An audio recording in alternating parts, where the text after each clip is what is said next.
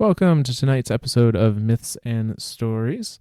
Tonight we are continuing our journey through the history of the Cabal, and we are specifically focusing on the story of the Glykon, which was a ghost ship that we got to explore, starting with Season of the Chosen, which has a lot to do with the Cabal and Callus and so on. So we're going to be going through that tonight, as well as the Vox Obscura mission, which is available in the game right now.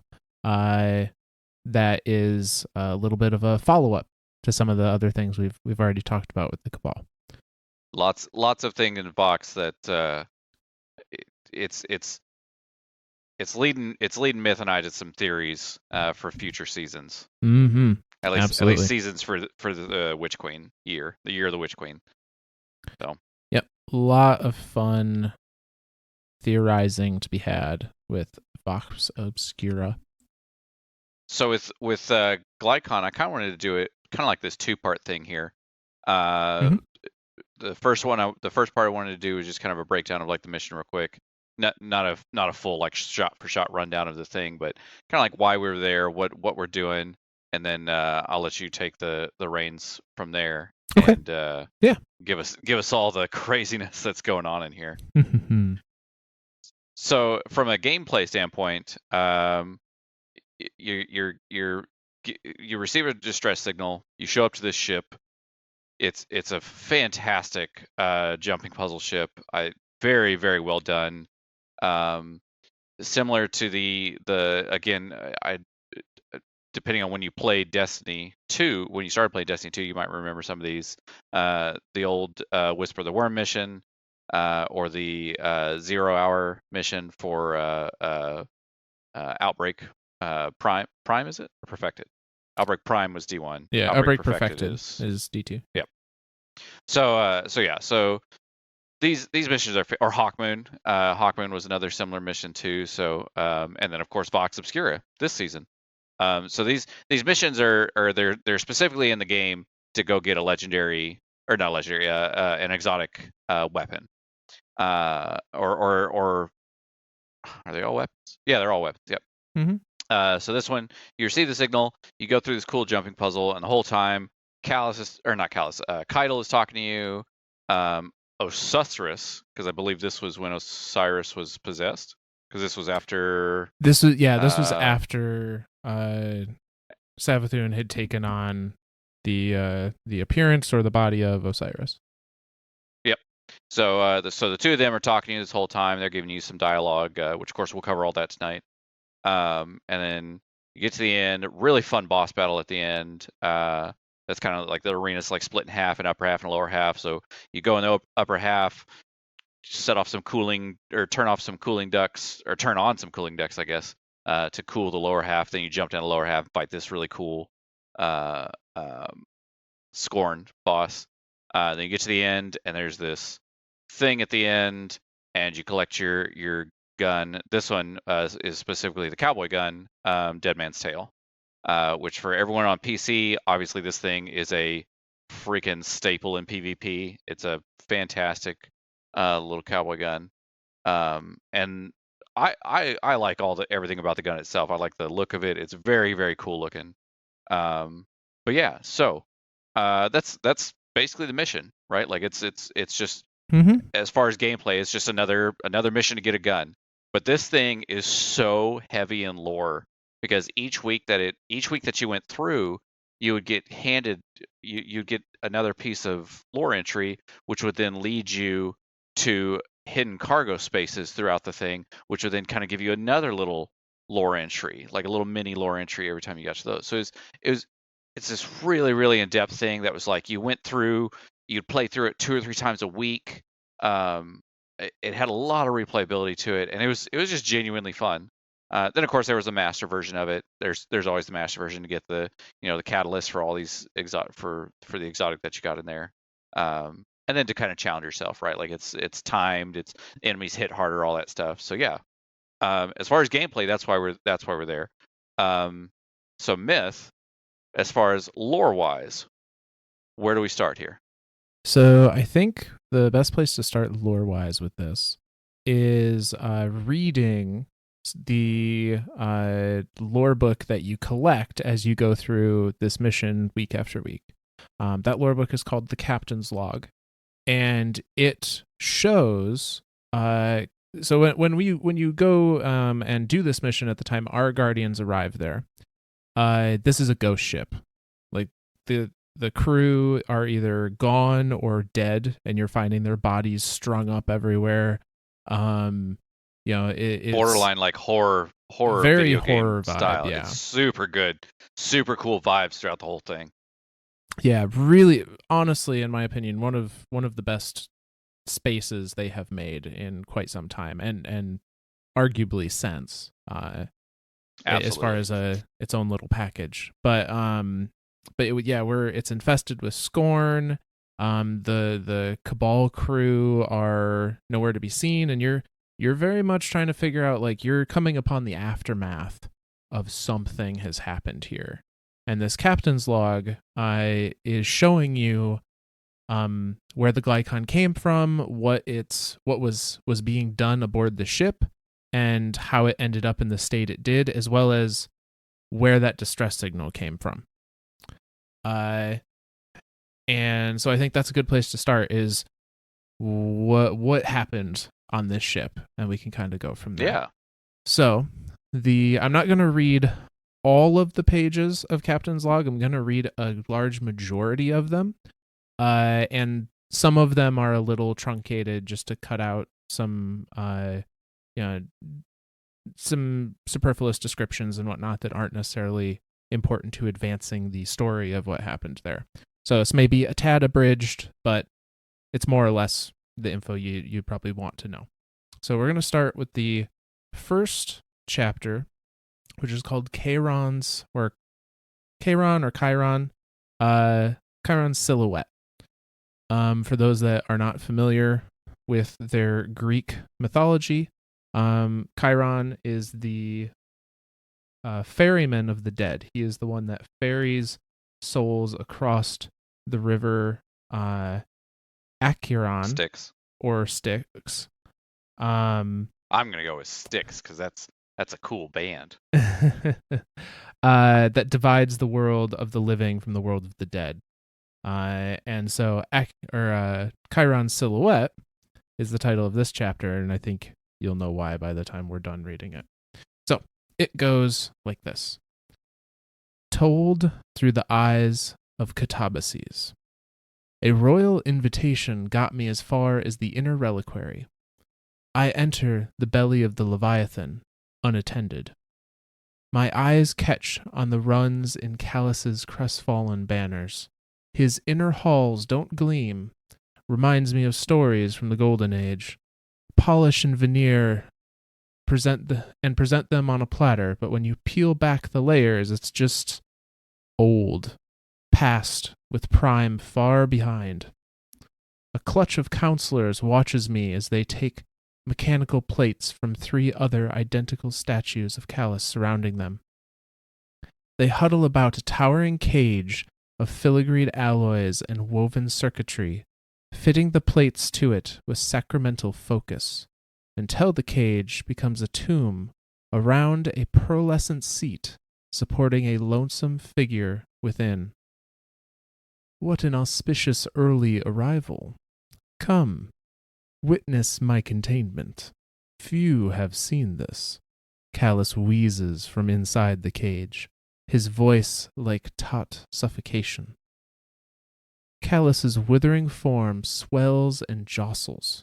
My thoughts stink of disgust, and he can smell it. I am no more trapped here than you are by your light. You assume this flesh satisfies me? How small. My automatons stand as monuments of my image, reflections of my breath. They are, as I am, one collective self, as nothing is. I grit my teeth and look on, stepping sideways to see him from a different angle. His skin is mottled with sickly translucence that grips my stomach. Your thoughts are as open as your fears, Catabases. Come, come, look upon me, and let my counselors assuage you. Counselors lay more thick plates over Callus's living misery, brushing past me as they finish and exiting the room with my inhibitions. Mechanisms within the plates engage as plum light emits from the slits between them. Nacre runs smooth around the frame and into a throne-like cup of sullied nobility.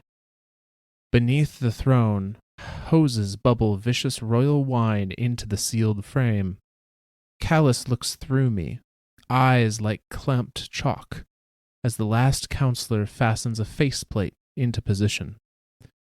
Deep orbs illuminate in the faceplate, like wild eyes in the open pitch of night. We are alone. What do you know of lies, Catabases? I pick between the words. There are a lot of different kinds. All of them are weakness. Callus's voice spills from the containment vessel and floods the room. Gods do not lie. Like me, they have neither the capacity nor the reason. True power cannot be threatened. It does not compel deception. And yet, I have been betrayed by one I thought to be the final divinity. Sounds like you got swindled? I quickly blunt the question with respect. Emperor? When the darkness found me adrift in the cosmos, rejected by a people I had made, I thought to have found a confidant. No, an idol. They promised to return to me, to uplift me, that we may dance together among the stars and drink of their dying ecstasy till the end, as one. But their chilling little fleet came and went. It was luscious, and so many tasted so much. Yet I am empty, nothing, trapped in this limbo of their lie. And gods don't lie, I proffer. Precisely. Callus pauses. Come, cast a shadow in my halls and drink. Soon we will speak to the liar and separate from it the truth. And that's where that lore card ends. Dude, this is there's a lot to unpack with this. Okay, so this is all being told from the point of view of Catabases, right? Yep, this is being told from the point of view of Catabases. Catabases. So let's start there then. Yep. Yeah, who is Catabases? Catabases is a guardian. They don't explicitly say that in this entry, but we do learn it later on. He is a guardian. He is very disillusioned with the Vanguard and isn't supporting Callus out of loyalty, but is just trying to pick whichever side he thinks is going to benefit him the most, essentially. Almost like the Drifter. Kind of like the Drifter, yeah, but the Drifter is more... Except the Drifter's in it for himself rather than trying to pick a side. Right, the Drifter doesn't necessarily care. The Drifter wants to survive. You know, he Right. has a backup plan, and it's essentially to get the hell out. Yeah. Catabases, he wants to be on the winning side, where the Drifter is more, I want to be on the outside, and then I'm going to reap the spoils when everything's done. Gotcha. Okay, so that's Catabases. He's talking to Callus, obviously, like aboard the Leviathan at this point. And everything about this version of Callus seems like he is just it screams Darth Vader to me. Kinda, yeah. I think that's what they're going for. It screams Darth Vader. He's this frail, weak thing with translucent skin. Like when you were describing it to me, I was like, whoa. Yeah. They're fastening these plates to him. Mm-hmm. He talks about his automata. You know, the bosses that we fought in Leviathan. And they're literally like filling this thing with some gel or it's the nectar. It's the royal wine. Yep. Yep. That they grind up the planets to make in the Leviathan. Yep. Yep. So they're filling the suit with this, and then of course they finish putting all the suit on, and he's talking to him the whole time, like, and he's like, "Come look at me," like, no, thank you. So yeah, and so Cal, I like how he started the kind of the conversation, right? Like, what do you know about lies? Like, it's interesting that Callus, he doesn't just like come right out and say something, right? He's very nuanced. He's very leading on. It's got to all be pomp and circumstance with Callus. Like, yeah, he can't be blunt because that's not the way a ever opulent leader portrays themselves. Yeah. Yeah. He always has to know more than he's letting on. Yeah, exactly. So he talks about, and we covered this too, where he made it to the edge of the universe. The darkness was there. He had a conversation with the darkness, which we are attributing that as he talked to the witness. Yeah. And so now, and at that point in time, the witness basically promised them a seat at the end of the universe. Like, and he says as much in his entry here to Catabases, and then it comes around. He talks about the fleet coming through the Sol system, and the witness just kind of didn't care to talk to him anymore. Mm-hmm. It seems. Yeah. He says that they promised to return to me, to uplift me, that we may dance together among the stars till the end is won. But their chilling little fleet came and went. So basically, he's out and out calling the darkness a liar. Yeah, he expected the Black Fleet to roll in and end the universe, or at least end this solar system on its way to ending the universe as a whole, and that Callus was going to be part of that. And none of that has happened. So now he's kind of like, what the hell, witness? Where's my ticket aboard this train? And there was something else in there that he's basically like saying, when he talks about the gods and lying, and he's like, a god has no reason to lie. And so I guess in his mind, he doesn't necessarily see it as the witness lied to him, and it's more of a, well, if a god can't lie, then this is clearly not the end of the universe, so maybe I need to talk to him and figure out what the hell's going on.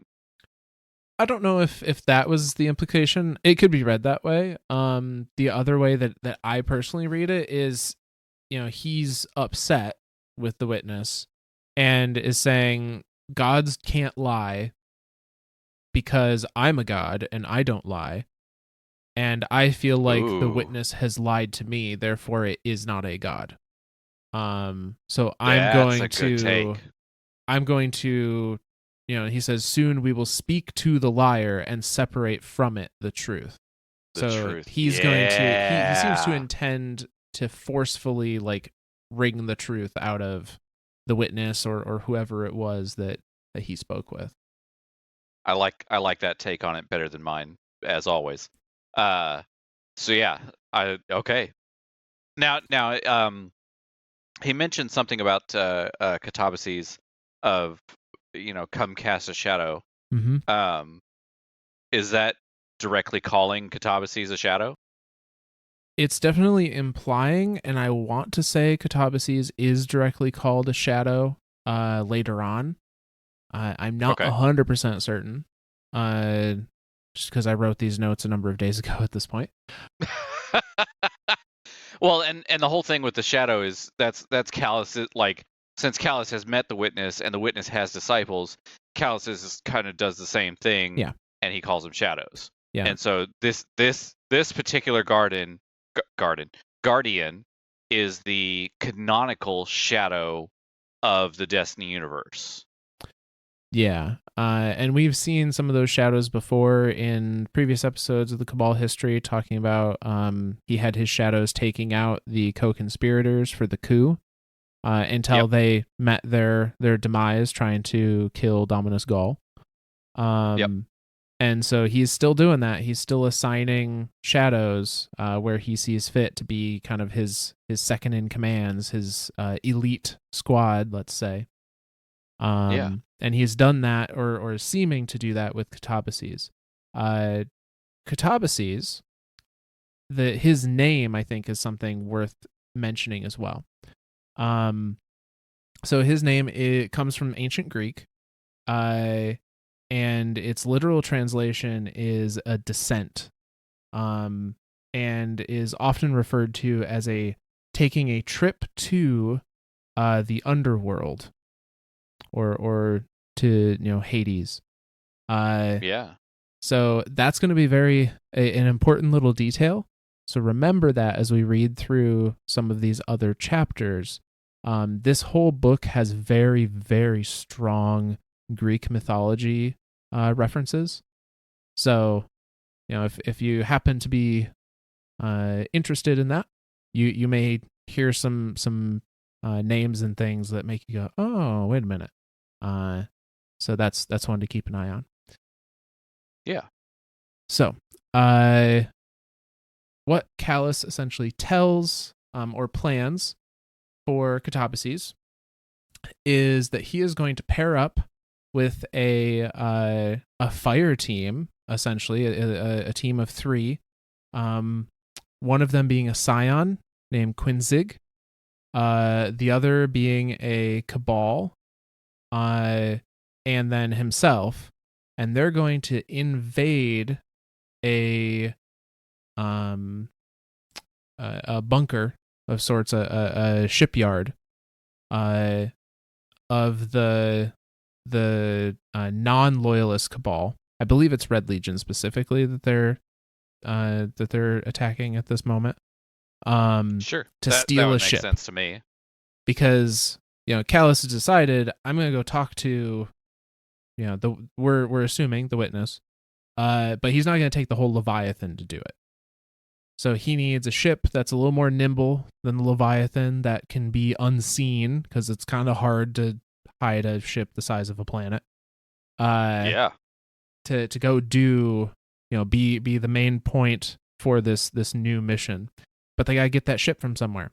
And so he assigns that job to Quinzig, Catabases, and a Cabal, I believe a Valus.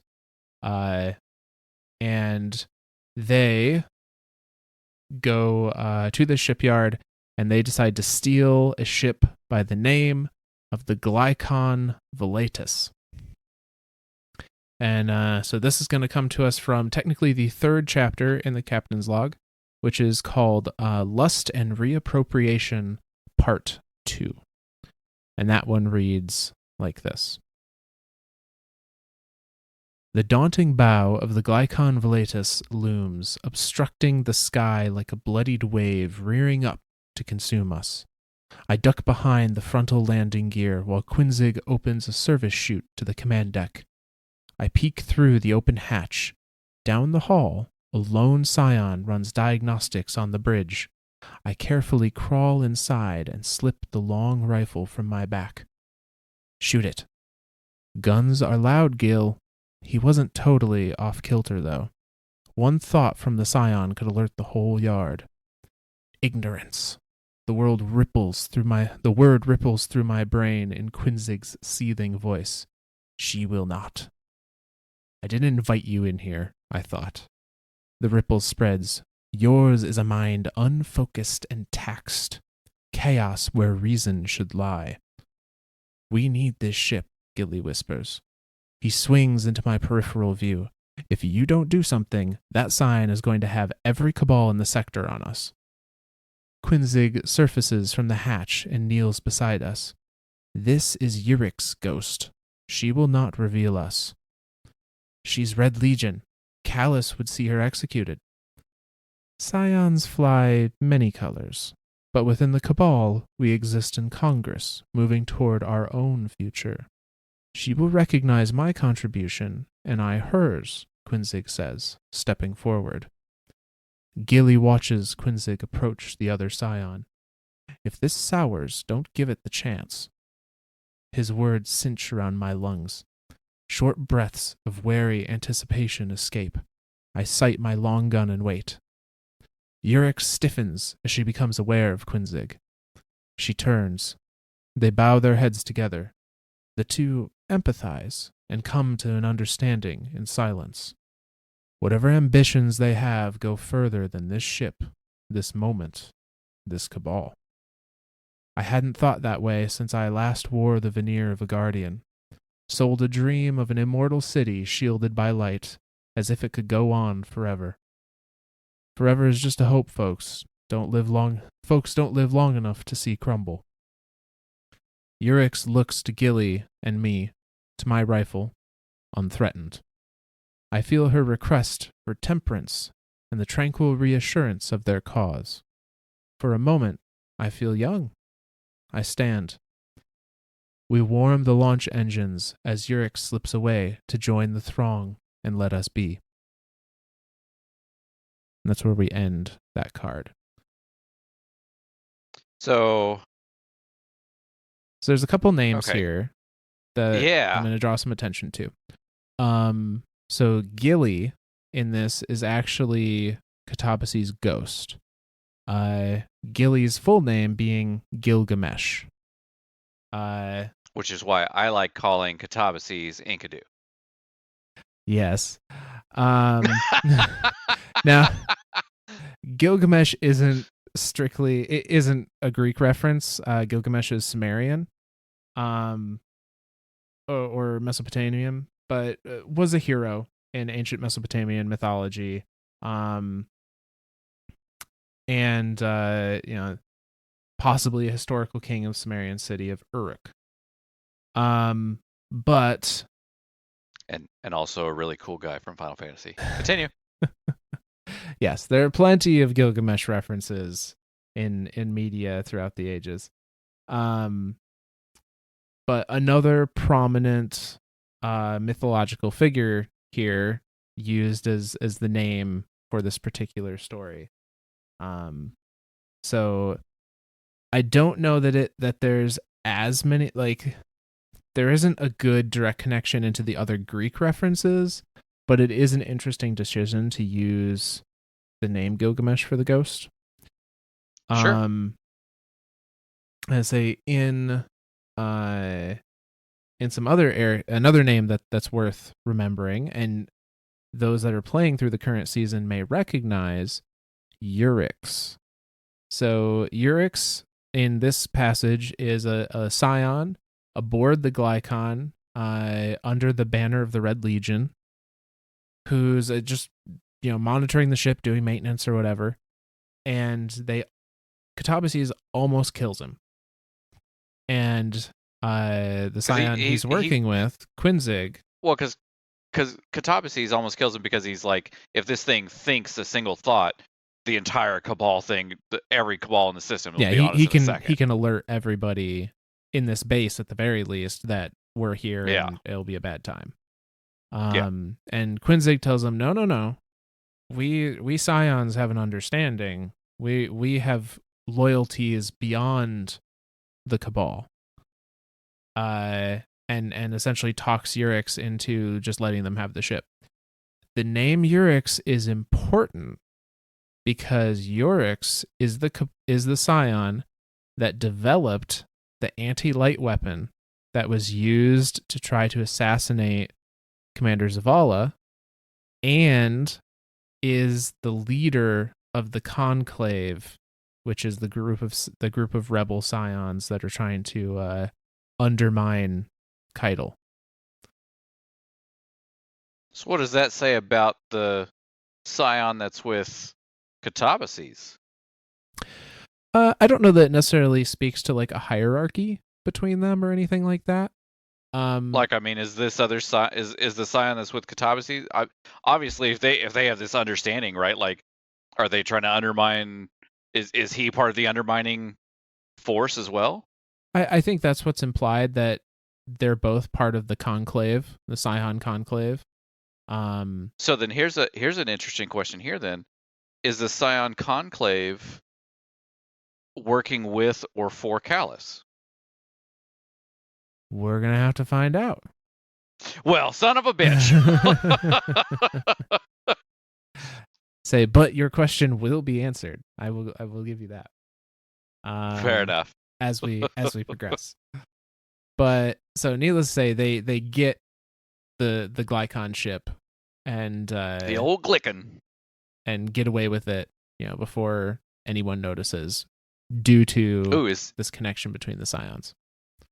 Is Glykon Greek? That is a very good question. I don't know why I did not look that one up beforehand. The name of the entire thing that we're I was covering, like, name of the characters, name of the. That was Greek. Let's see. We are professionals, I swear.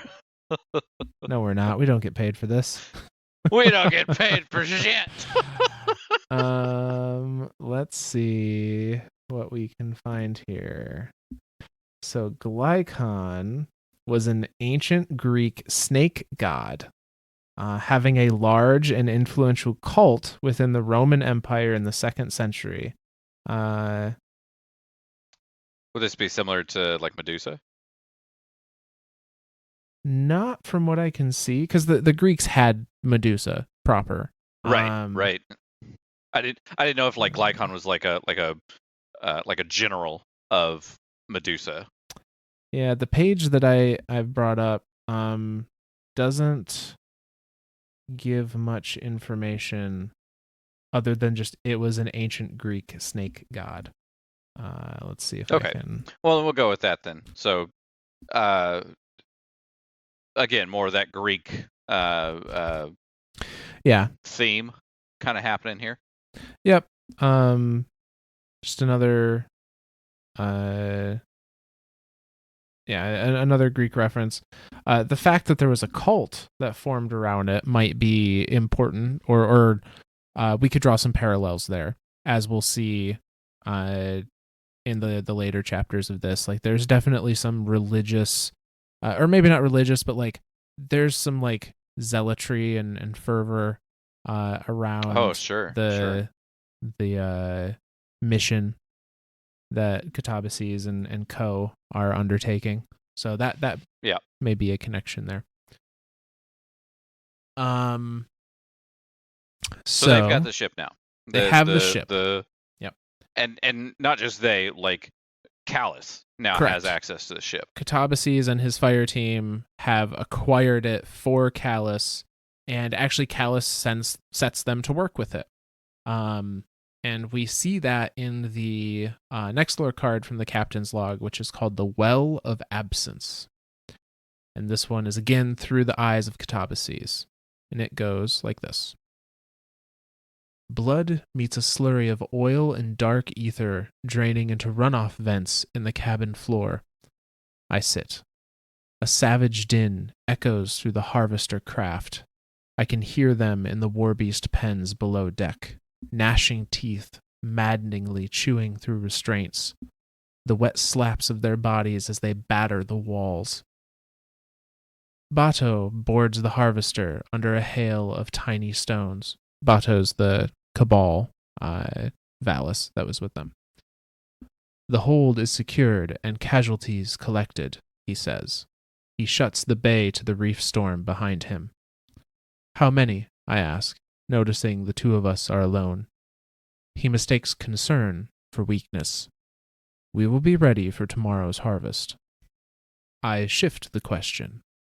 How many more of these things does Quinsig want? 2 days of harvest before leaving the shore. She tell you what for? No more than you. Following blind orders, something that sits well with you? Quinsig does not answer to you, Lightbearer. So I've heard, more than once. My father spoke like you, questioned, Bato grumbles, laying down his gear. He abandoned Callus to join Gaul's coup, disgraced our bloodline. I threw off my father's shackles and pledged my life to the Emperor. I was shown mercy. Soon I will reclaim the clout of my line and the right to sire. Loyalty is not blindness. Loyalty is rewarded. Sounds like he turned away from a losing battle to one he thought he could win. He left when hope seemed small, before he could see victory through. Bato pauses, pensive. Callus will expose the secrets of the darkness and use them to reclaim Torbatal. It will be.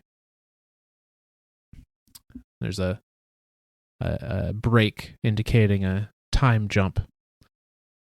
Quinsig blocks the entrance into her lab. It had been hastily transferred from the Leviathan to the Glykon after our procurement of the ship. All manner of vicious-looking machinery. She raises a finger to my face. Her language restructures in my mind. You do not belong here.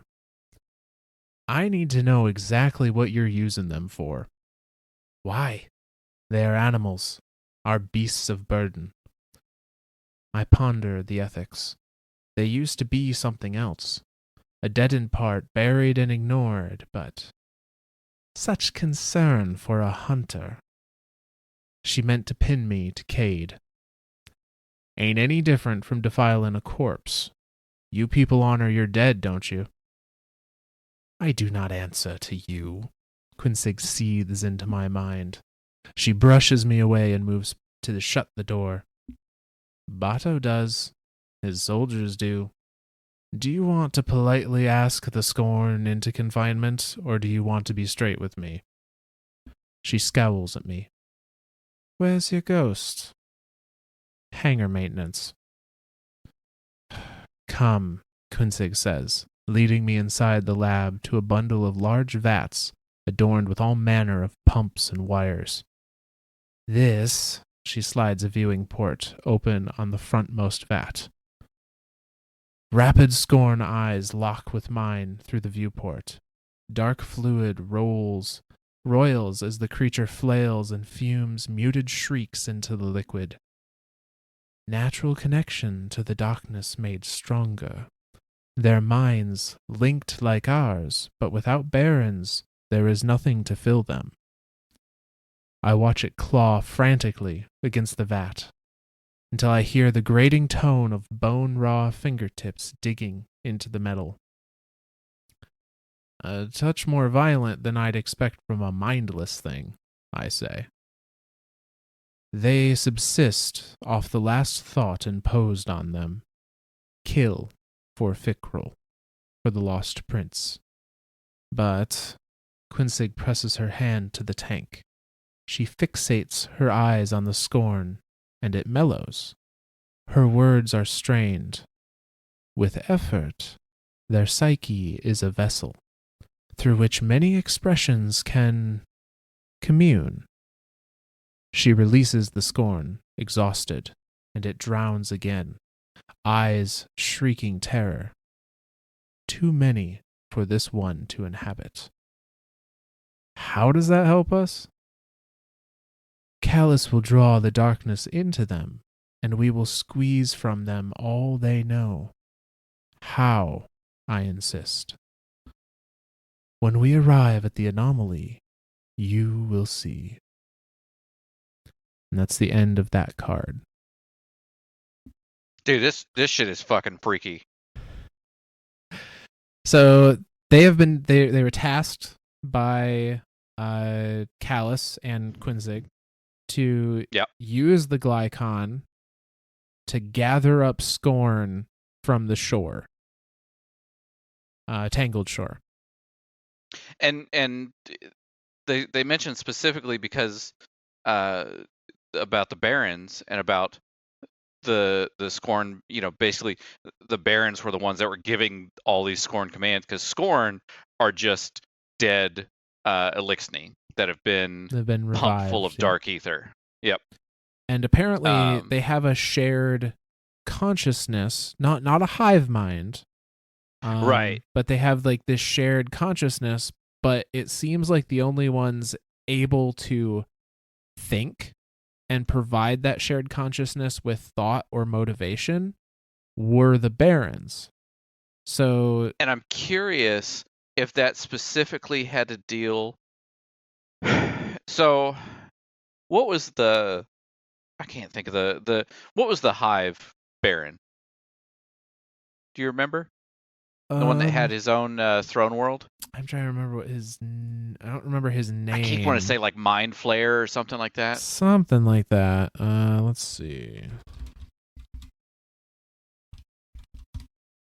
I would ask a question that. I mean, it was thing. literally the Mind Bender, hence the shotgun. Mind Bender. Yeah. Okay. Yep. Okay. Yeah, gotcha. Yeah. Hirax, the Mind Bender. So is he?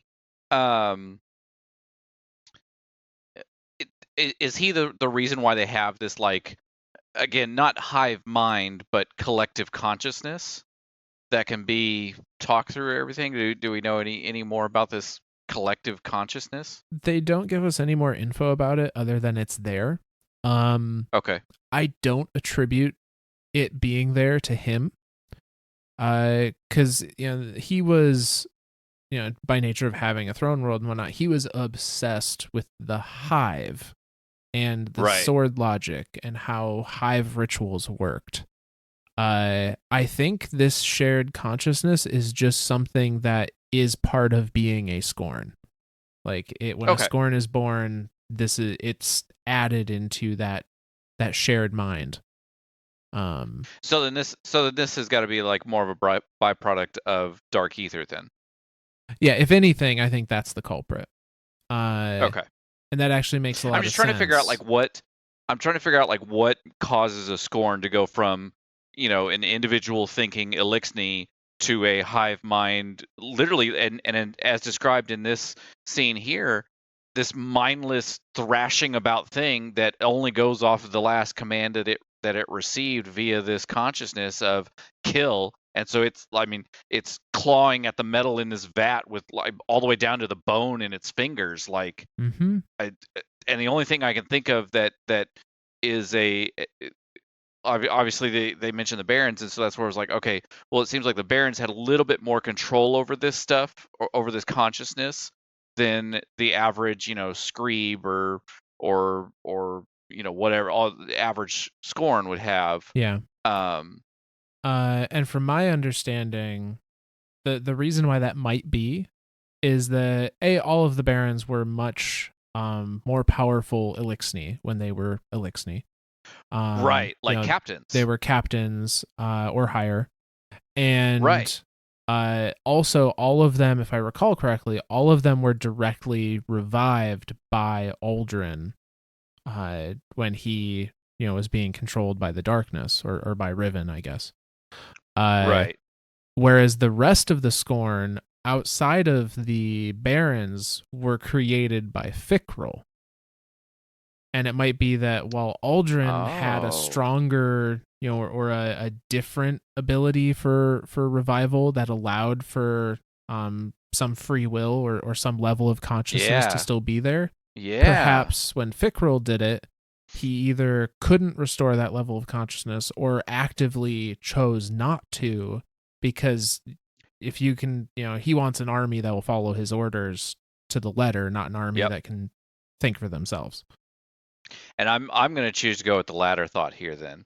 Like, I think this was a conscious, I think that making these things a mindless army was a conscious decision on Fikrul's part. It could be. It would certainly make plenty of sense. Okay. So as far as the Glykon's concerned, they're just running around Tangled Shore as a three. Is it all three of them that are gathering, or is it just you said Bacchus? So Bato is the Cabal Legionnaire or Valis. I don't know that they explicitly say. But yeah, it sounds like him and maybe Catabases have been actually gathering them up, and then Quinzig has just been using the, as they're gathered, they're put into the Warbeast pens in the below decks, and Quinzig has been pulling them out of there to do experiments on them for psychic mind experiments. Well, he kind of says the purpose here that they're going to use them Callus will draw the darkness into them, and then we will squeeze from them all they know. So they're intending to use this empty shared consciousness in some fashion as a way to commune with the darkness. And Quinzig is supposedly doing experiments to figure out the best avenue to accomplish that. Because there's not like a 1-800 HR desk for the darkness that Callus can just be like, hey, you promised me a seat at the end of the world. The fleet came. The world is, worlds are still here. Can I just maybe lodge a complaint? Yeah, there's no 1-800 witness. As nice as that would be. It's witness 7 letters. I didn't even think to look. Yes, it is. Get the fuck out of here. Okay. Yep, totally works. Yeah. Sorry, that was too good. That was too exact to be too good to not skip out on. So yeah, if Bungie has not set witness. up an ARG with that telephone number, they really need to. They need to. They just be like, hey, if you have complaints to lodge with the darkness, please call 1-800-WITNESS. Hello, this is your salvation speaking. How may I direct your call? Shit. Hello, this is your salvation. Jesus Christ, that was good. Okay. Well, now that I'm done for the episode,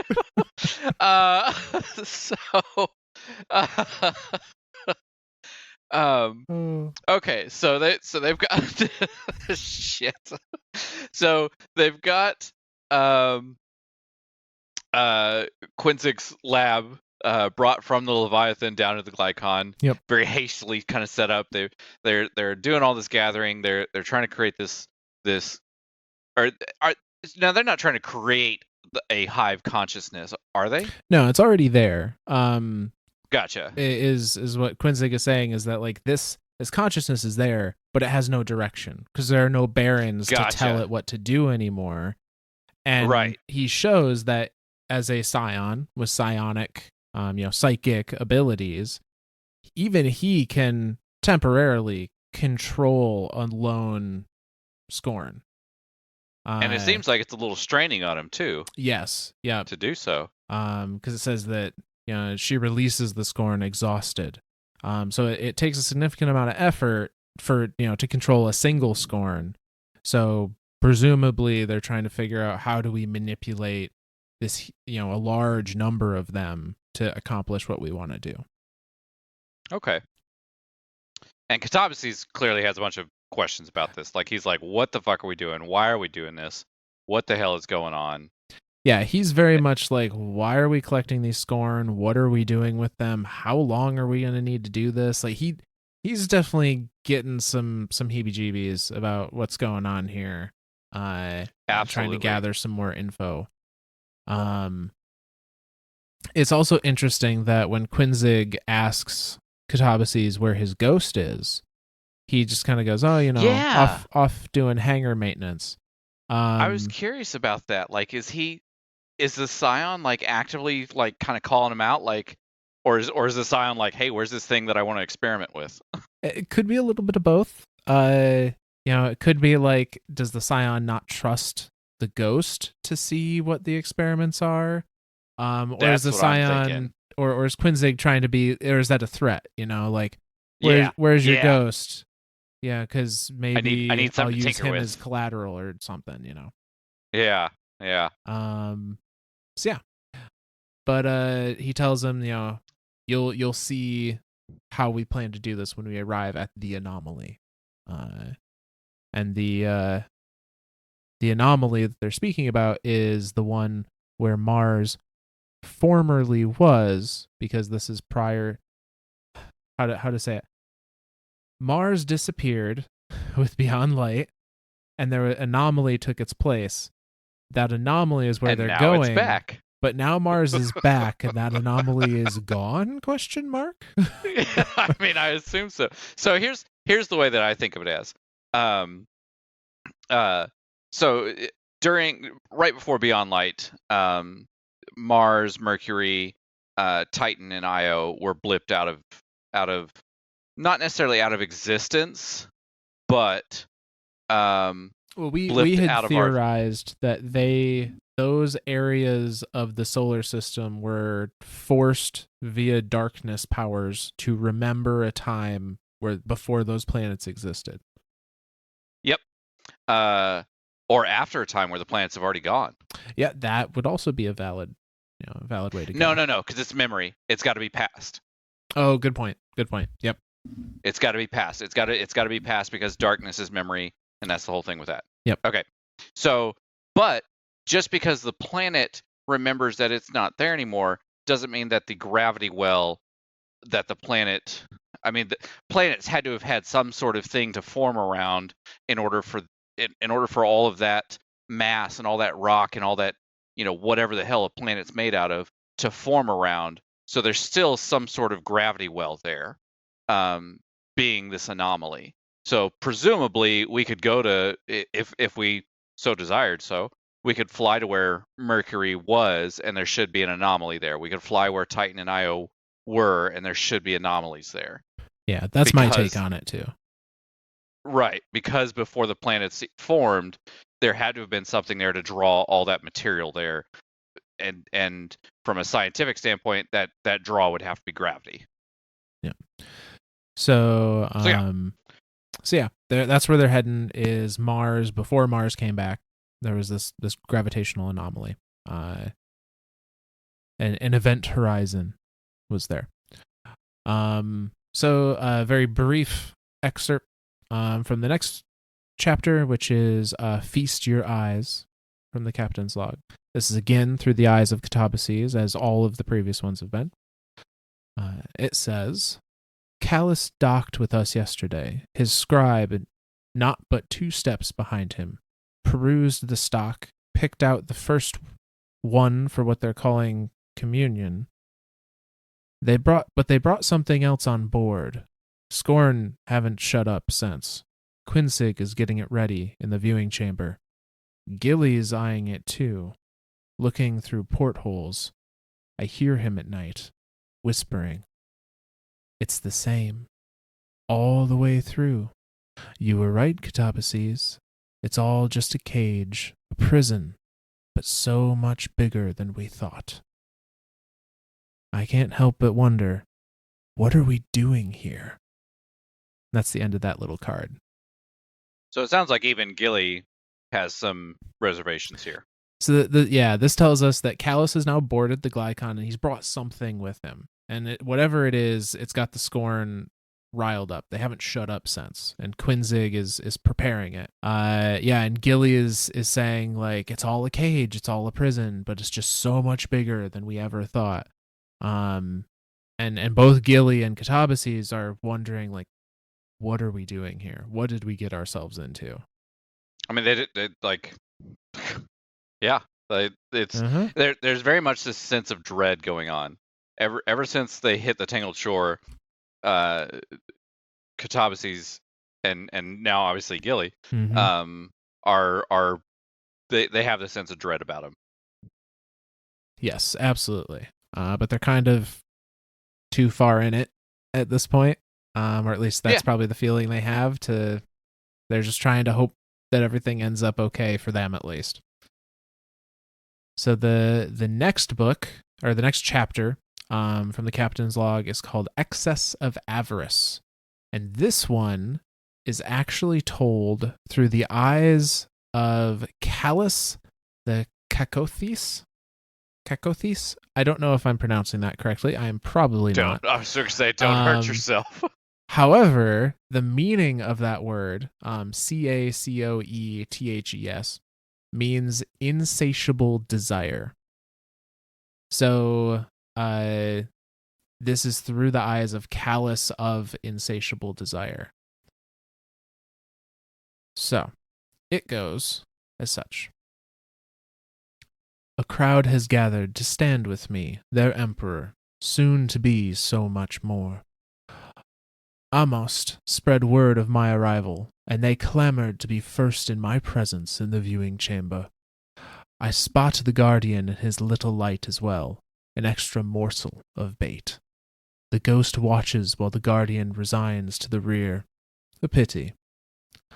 All come to view the zenith of my labors. I am omnipresent. Every angle that can be seen is seen by statues at every corner. My plated carriage monitors the crown for aberrations. It is adorned with gold from the castellum for my viewing. I paid many lives to pry it free from hive clutches, but it bent most agreeably, its ability to bridge minds and bring them to submit. I see my tributes, scorn, gibbering nonsense in unison, lashed and plugged into the crown, a thorn made tool in my brilliance.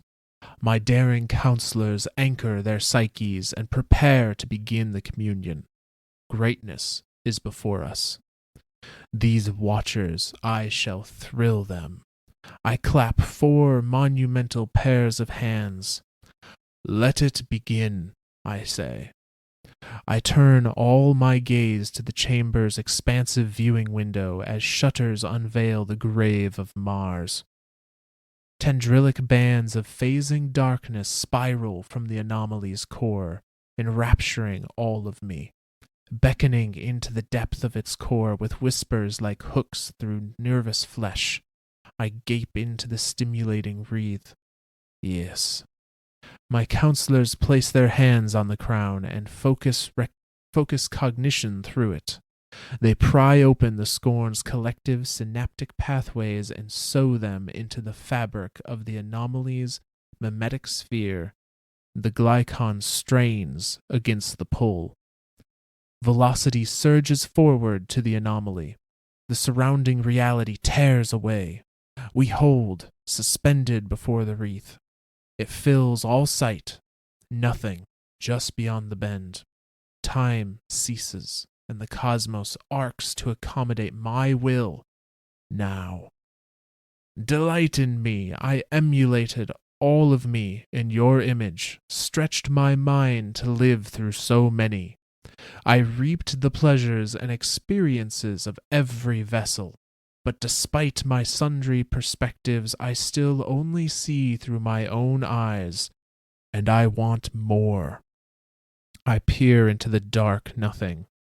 You are oblivion, not destruction, but a melding of all that has come to pass. I wish to become as you are, to gorge on existence, to collect your promise to elevate me. My laughter is wild. All of my forms transfix on the swirling anomaly. I shout at it, look upon me. The cosmos bends and snaps as I stand, return to my feeble reality, ignored again. The scorn shriek nonsense in unison. It drowns out the whispers. It is all any of me can hear. I reach out as you showed me when we last met. I split open each scorn mind from my carriage, searching for you. Nothing. Every time, so I tear open their bodies, fitfully pulling limb from socket, mind from skull, scouring them for your presence. I search until the shrieking can only be heard from the distant pens below. I meet the eyes of each crew member who would not look away. In them, I see it. You, peering back from beyond the tension, an observer. And that lore card ends. Holy fucking shit, dude. This is getting creepy. This is getting freaky and creepy and crazy. Okay. Whew. Give me a second. Calm. Okay. So, Callus brought the crown. Callus brought the crown of sorrow aboard the Glykon, yes. Which, okay, so to kind of like back up just a little bit. Question number 1. We knew exactly where the crown was. It was in the Leviathan. It was put on Gowron's head. Gowron instantly lost his mind to it. We then defeat him, and the crown falls off his head at our feet. Why the hell did we just leave it there? Well, we were still in the Leviathan. I'll give you that one. I think okay. The implication was that A, we did not understand all that it did and all that it was at the time.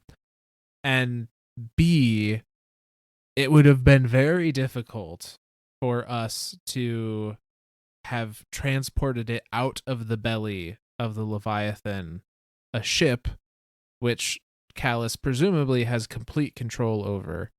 And sure. I mean, he says as much here. He's omni. What did he say here? Not omni-opulent. Omnipresent.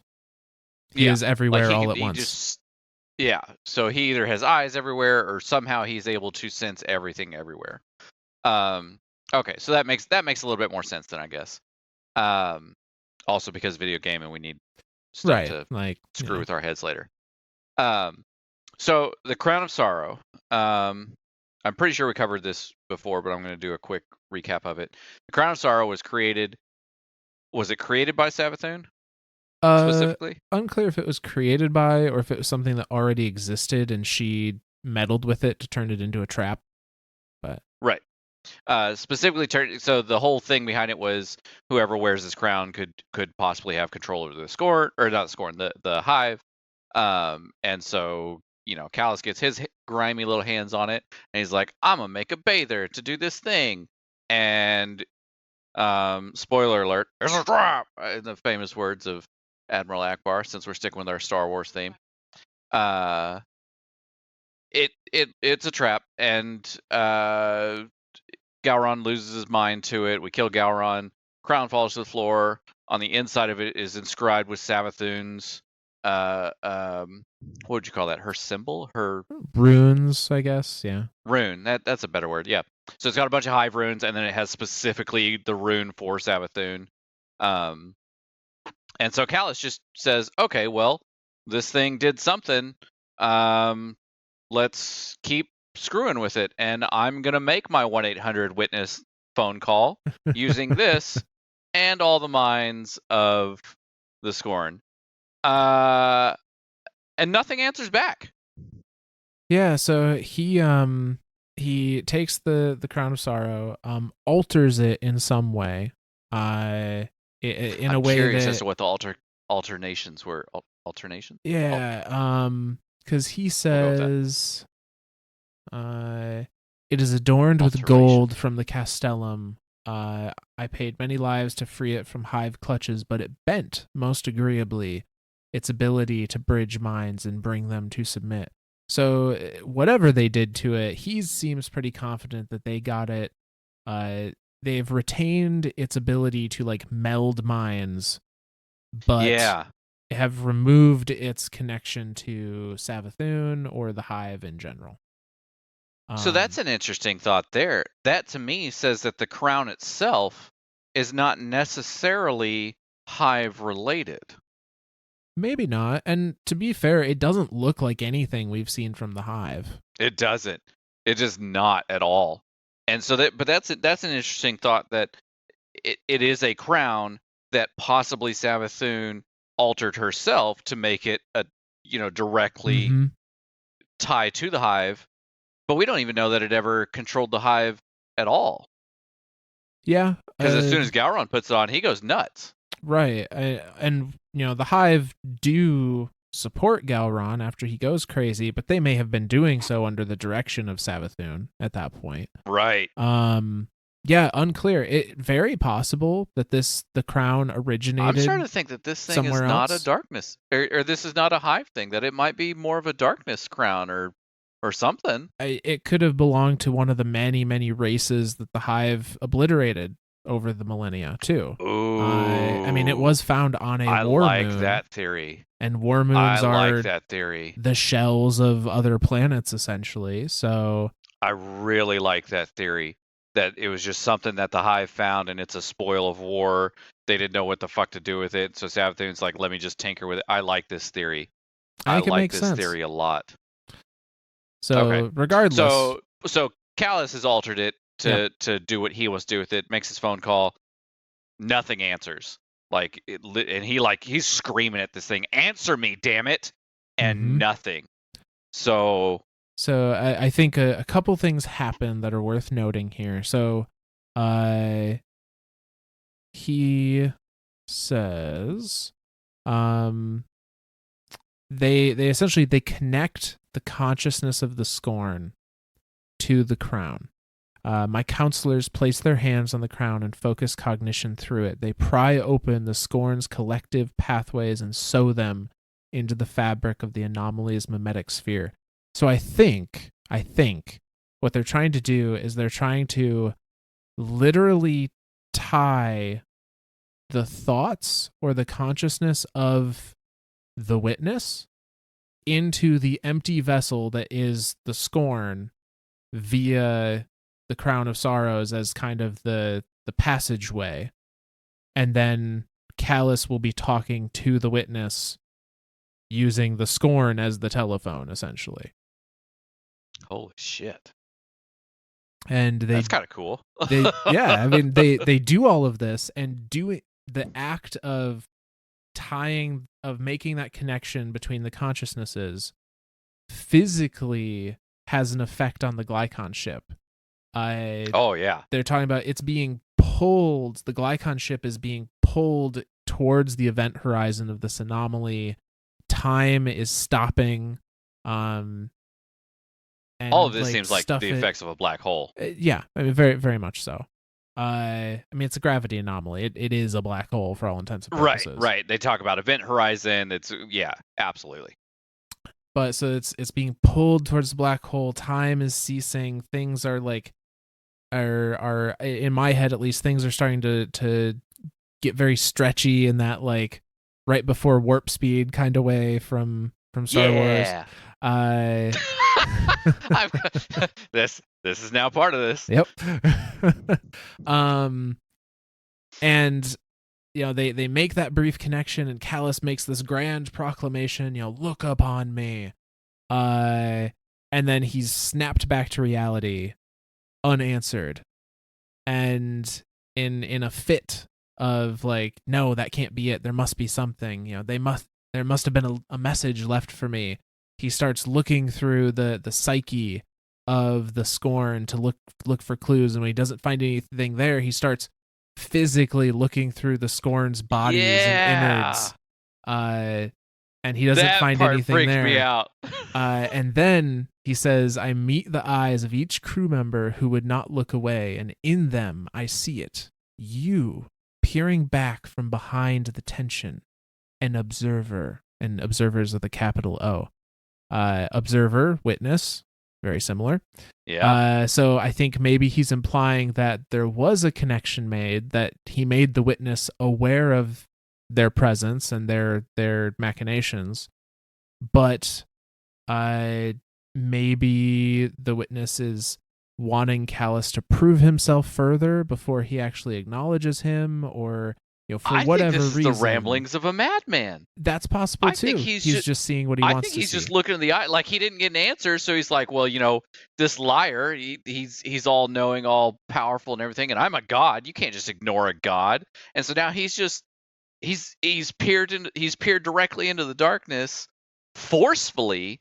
Not at this point. This is a forceful. He went to the anomaly. He used the consciousness to force his way to talk it to the darkness, and just got snapped back to reality. And in my mind, I think he's lost it. I think he's gone nuts. And so now he's just seeing shit. He's looking into the crew member, any crew member that won't look away. He's just oh, they're watching me. They're the observer must be there. I don't know, man. I think Callus snapped.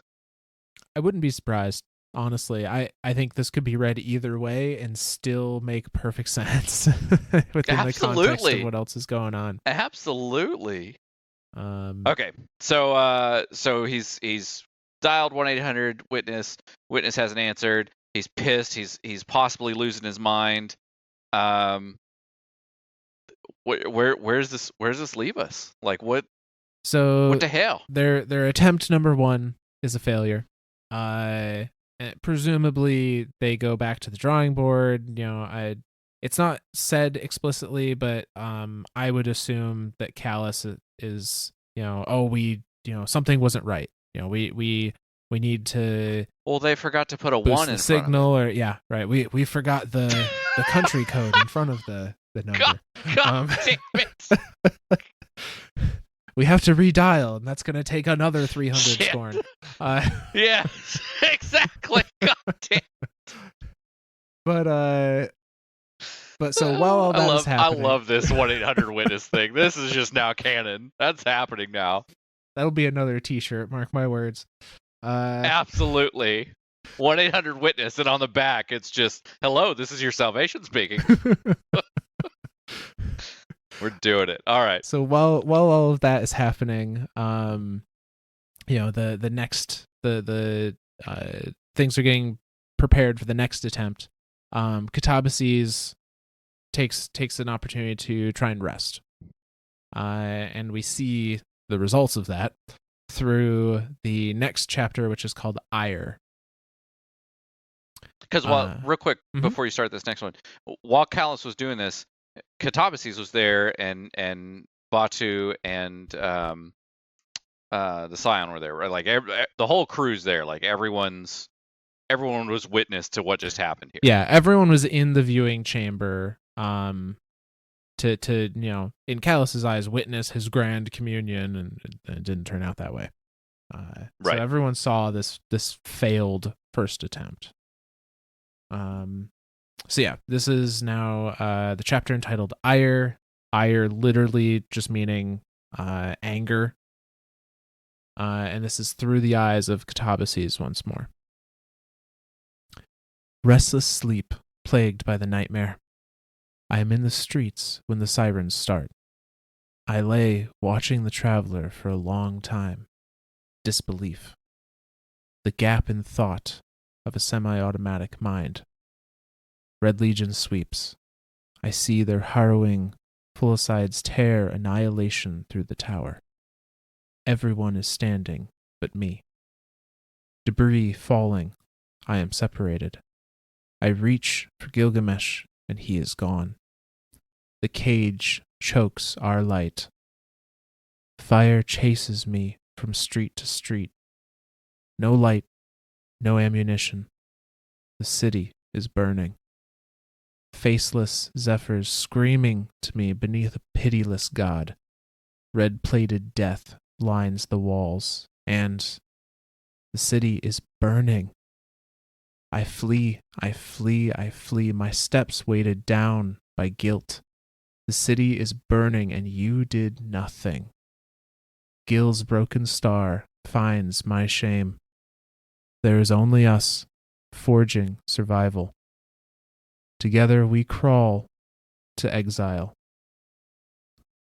Frantic, scrawled ink in the margins of the page reads, Nightmare's back. Took months, but it always comes back. In force this time. Every night since we took on our cargo, they've been howling. I swear they're 3 decks down, but you can still hear 'em. Gil's been wandering the ship more, too. I think it's time to start making to-go bags. That's the end of that particular card. So this is PTSD. This is, absolutely. Speaking as someone who has this same nightmare thing of past events, this is PTSD. Kind of give us a little bit of insight into Catabases. He was there for the fall of the Traveler. Yeah. Or not the fall of the Traveler, the caging of the Traveler. Yeah. During the Red War. Yeah, he was there at the beginning of the Red War, when the Cabal led the assault on the city, and feels a tremendous amount of guilt for not, for fleeing, for not trying to stand and continue fighting. He just ran and exiled himself, essentially. Which is interesting too, because I mean, like, we as a fellow guardian that lost their light during the Red War, or during the invasion there, pretty much every Guardian ran. Like there was no. It's interesting to see Katabasis like blame himself and be like, this is my fault. Like I ran, like I was a coward, whatever. But like every Guardian fled the city. Like hell, Ikora went clear out to Io. Zavala went to Titan. I mean, you're talking high-ranking Vanguard, like the highest rank of the Guardians were like, "Fuck this, I don't know what to do," and just bailed. So, I mean, it's interesting to see this from his point of view of like, I feel so guilty for leaving and exiling myself. I think part of it is survivor's guilt, for sure. Absolutely. Absolutely. I think another part of it, as the name of the chapter suggests, ire is anger not only at himself, but when he says the city is burning and you did nothing, I think he's talking about the traveler did nothing. That's what I was curious about. It wasn't caged immediately. Right. There was the invasion, and there was a good, I don't know how long it actually was, but at least it was at least a whole mission couple worth. Minutes, yeah. Where the traveler was not caged and the light was not cut off, where presumably it could have reacted and saved the city and pushed back the assault. And he's blaming it as well. Yeah. I mean, and this has a lot of like little things in it too. Like, I mean, to think back to that time of the traveler not doing anything, and we kind of theorize this too. Like, the traveler's been through so many systems and tried to do so many things. Now it's just gotten to a point where it's just like, I don't even know what the fuck to do anymore. I'm gonna just presumably do nothing and see what happens, because we're still operating, and again, until we're presented evidence otherwise, I am operating under the guise that, or the idea that, the traveler is the gardener, or something inside the traveler is the gardener. Yeah. So throughout all these other systems that it's gone to and been an active part there, now to come to our system and be a kind of a passive part of just this thing sitting in it started off as an active part, right? Like it started the whole Golden Age thing, and then darkness came, collapse happened, ghosts were released. Now it's just like, fuck it, I don't know what the fuck to do anymore. So that's it, until Gaul was like, I'm a god, look at me, I took the light, I deserve this. And then like that's the point where the traveler's like, okay, this is exactly why we had the rule, like this is exactly why I joined the garden game, to not let something like this happen, because paracosmic powers running around the muck is a bad thing. But whatever. So yeah, he definitely has a lot, like Katabasis definitely has a lot of this guilt on him. And that's like, and maybe that's what kind of drove him into being in service of Callus. Like, because that's the other part of this whole thing. Like, why is this Guardian just, he's like, fuck the Vanguard, fuck everything. Like, Callus, cool, I'll work for him, I don't give a shit. Like, he doesn't seem to have any drive or purpose. It feels like the fact that he's questioning what he's doing while he's there, but he's not really like, he's still doing it, Yeah, I get the feeling that he's listless, that he's looking for a purpose.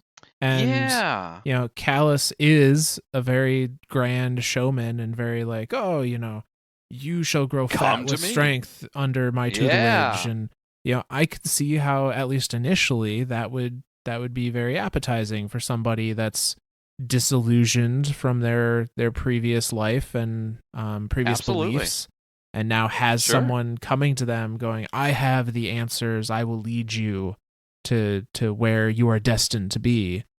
That can make a lot of sense. As far as why he may follow him, at least initially. But either way, he's having these PTSD things, blaming the traveler. Yeah, blaming the traveler, blaming himself to a degree. And that's kind of just informs us a little bit about what's going on in his head and his kind of his character. Right. So the next chapter that we're going to read is called Acheron's Well from the captain's log. And I want to note here that in Greek mythology, Acheron was the god of the underworld river and lake of pain. Charon ferried the souls of the dead across its waters, the waters of the Acheron, on his skiff. So yet another Greek reference to the underworld, and maybe some of those references are making more sense now as we go through the events that are happening here. This shit's getting dark, yo. So this one is told through the eyes of Catabases again, and it goes as such. Callus's tomb carriage overlooks the viewing chamber once again. All his forms stand around a garish mass of metal and apprehension, the crown, as he called it. Fewer crew members attended this communion after so many failed attempts before. Gilly and I stand above a host of chattering carcasses. Plugs and cables run from them into the flesh of an ether-logged scorn beneath an ugly crown. The gold from the castellum is flush with tarnish, stemming from some kind of lichen that had burrowed its way into the precious metal adornments since the last communion attempt. I thought gold doesn't stain, I said to Gilly. It's an expression of purity. Like the light? I grunt. Gilly fixates on the crown, on the viewing window, and then the depth beyond. Bato takes the spot next to me and leans against the railing. Are all guardians ruled by uncertainty? Counselors approach the crown. Bato, in my experience, people who are too sure of themselves tend to die. The counselors place their hands on the crown, and suddenly I am greatly aware of the room's stillness, our tilt. Bato raises his voice over the intensifying chatter. Your ghost speaks to the scorn as much as they can. Curious, that's all. Looking for an angle, something we can use. Isn't that right, Gilly? I ask, trying to hide my own suspicion. Gilgamesh says nothing. Iris frozen ahead as the viewing curtain completes its retraction. Velocity surges forward to the anomaly, tearing away the surrounding reality. The sound of Callus's feverish, multifold laughter drowns the hull's groans for mercy. It's different this time. Not a passage, it's a wall. We crash hard, but not all at once. It's a steady, tumbling impact. Somehow always down.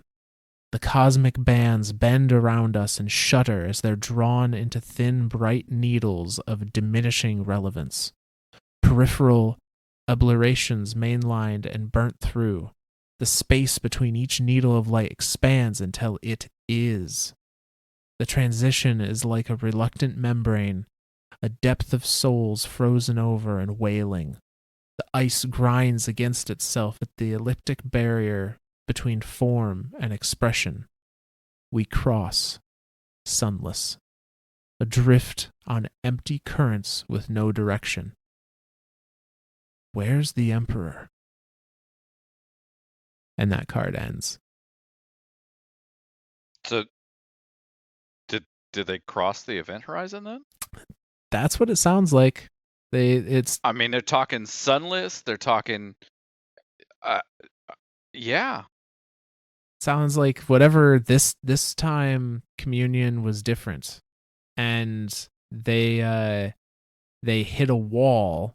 He describes it as a membrane. Yeah. That presumably they push through. Their ship gets weird realitied through this resistance, and what they cross into is this sunless, empty place, and they're just adrift. And the Emperor is nowhere to be seen. It's just gone. Like it's not like he's left the viewing chamber or anything. He is gone. Like he's just poofed. Poof. He's gone. Dude, this shit is getting freakier and freakier, man. So I say, leading right into that, we have the next one, which is a chapter entitled Blood in the Barrel. This is through the eyes of Catabases again. Weeks bleed away. Where's your ghost? Bato grunts as he throws a crushed scorn into a tangle of festering dark tendrils. These fungal growths had grown across the Glykon during the timeless expanse since our plunge, and only continued to spread. I don't know. I sputter as I pull a ragged blade from my gut. Off fraternizing somewhere. I'm here. What do you need? Gilly says, appearing. Fewer holes, I groan. Bato looks to the 3 scorn that had ambushed us, now returned to the grave. The rest will feel their deaths. How much further? Assuming the ship hasn't shifted on us again? Not far once this one gets up, Gilly gestures to me. Is Quinzig certain severing the crown will send us back? It'll work. We better not have dug up this command key for nothing, I reply, holding up an Imperial security key. You said it was to stop the scorn, Bato roars. Stopping them doesn't matter if we don't get out. I pledged my life to Callus, and you want me to forsake him? He towers over me. I know a thing or two about abandonment. If he used you to get what he wanted, just like he used me, he's gone, Bato, and we're close to follow. Where does that leave your bloodline? I stand as a wave racks the Glykon. It isn't something you see, more like a light bulb bursting. A long blink before the pins and shivers wash over, numb. I can hear it moving through the ship like cold metal tension. The 3 scorn snap and contort in grotesque reanimation. You're welcome to stay if you want to, I say. There's a line indicating a passage of time. And then it continues. We make it to the ship's bridge, howls tracking us down every hall. I seal the door with the command key and meet Quinzig beneath the command console at the entrance to the viewing chamber. She stands, encircled by 15 loyalist soldiers. This is everyone? I ask. Quinzig nods. I insert the command key into the viewing chamber door. After a moment, pistons disengage and the door opens. Quinzig focuses for a moment. Empty. Her voice rings from her. We enter the viewing chamber. The soldiers take up positions around the room. Bato strides past the darkness-infested crown and drops to his knees at the open viewing window. He stares into the endless. How do we choose who deserves our loyalty? I walk to his side. Everyone's got their own way. No one's right. You don't owe anyone anything, Bato. Quinzig signals that she is ready. As I approach the crown, I watch her eye trace the scorched handprints of each counselor that last communed here. Shrieks echo down the steps leading to the bridge. Metallic scraping heralds the flame. I will do this so that many others may live, Quinzig's voice flows. I do not intend suffering, but should have expected Callus's deceit. Ambition to steal away his secrets damned us all. Get us out, and we're square, I tell her. She plants her next words into my mind. I will, because you do not belong here. She points her palms on the crown. She places her palms on the crown. Velocity surges backwards into infinity, tearing away the surrounding reality. We stand in nothing. 17 defenders back to back around Quinzig and the crown. The shrieks grow louder, and through the whines of bending steel, the trembling flesh of scorn pour into the nothing with us. Slug rifles unleash a salvo in all directions from behind a handful of phalanx shields, tearing line after line of scorn down with explosive force. Incendiaries step forward to cremate the remains between volleys. I add my gun to line, dropping raiders before they can align shots on our ring, and slinging void wall grenades to stem the flow. Quinsig screams, straining to sever the link as the Glykon thrashes against dark waves. Black fire scalds her hands as nothing twists around us. We fight until the floor is lined with dead scorn and empty magazines. The shrieking recedes. Scraping metal echoes through the viewing chamber as a wave of darkness tremors through the Glykon. Every unburnt scorn seizes and begins to reconstitute. Soldiers panic and fire into heaps of wreathing bodies, hoping to stop the process. In the chaos, lightning rips through the air, cutting through 3 legionnaires and rupturing an incendiary tank. The blast kills 7. The circle tightens. We return fire in the direction of the lightning and are met with 2 fetid abominations. They burst into the chamber and rear back with crackling fists. I charge one, slipping into the void to draw blades from its sheath. Bato snatches a phalanx shield resting at his feet and challenges the other. Its bolts break on the shield. Our remaining guns harry them with slug fire until we close the gap. I cut through hands and head, then pivot to see Bato driving his shield into the other's face. Quinsig cries out. I spin on my heel to see her engulfed in black flame and the cosmos racing around us. She spreads her pain to us to try to hold on a few moments longer, but to no avail. I look back to Bato, deeper past him in the nothing, to the hulking silhouette dragging a flaming censer, and I knew, this is where I die. And that's the end of that card. Jesus fucking Christ. This is getting... Holy shit. Okay. So... Sorry, I'm trying to... This is like... I'm getting emotional, man. This is fucking nuts. Okay. So, I'm going to kind of back up a little bit to the card before. The card before talked about how, like, there's, like, tarnish and shit on the gold. Mm-hmm. And then this one describes these tentacles and this lichen crap growing on it. But this is not the same thing as like the hive crap that grows on everything, right?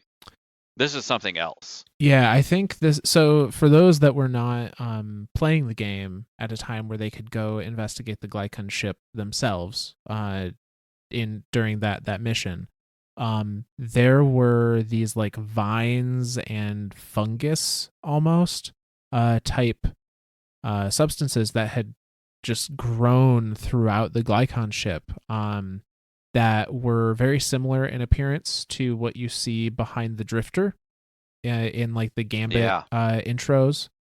I'm thinking that it might be an early form of that they're seeing on the Crown of Sorrow. That's what I'm thinking too.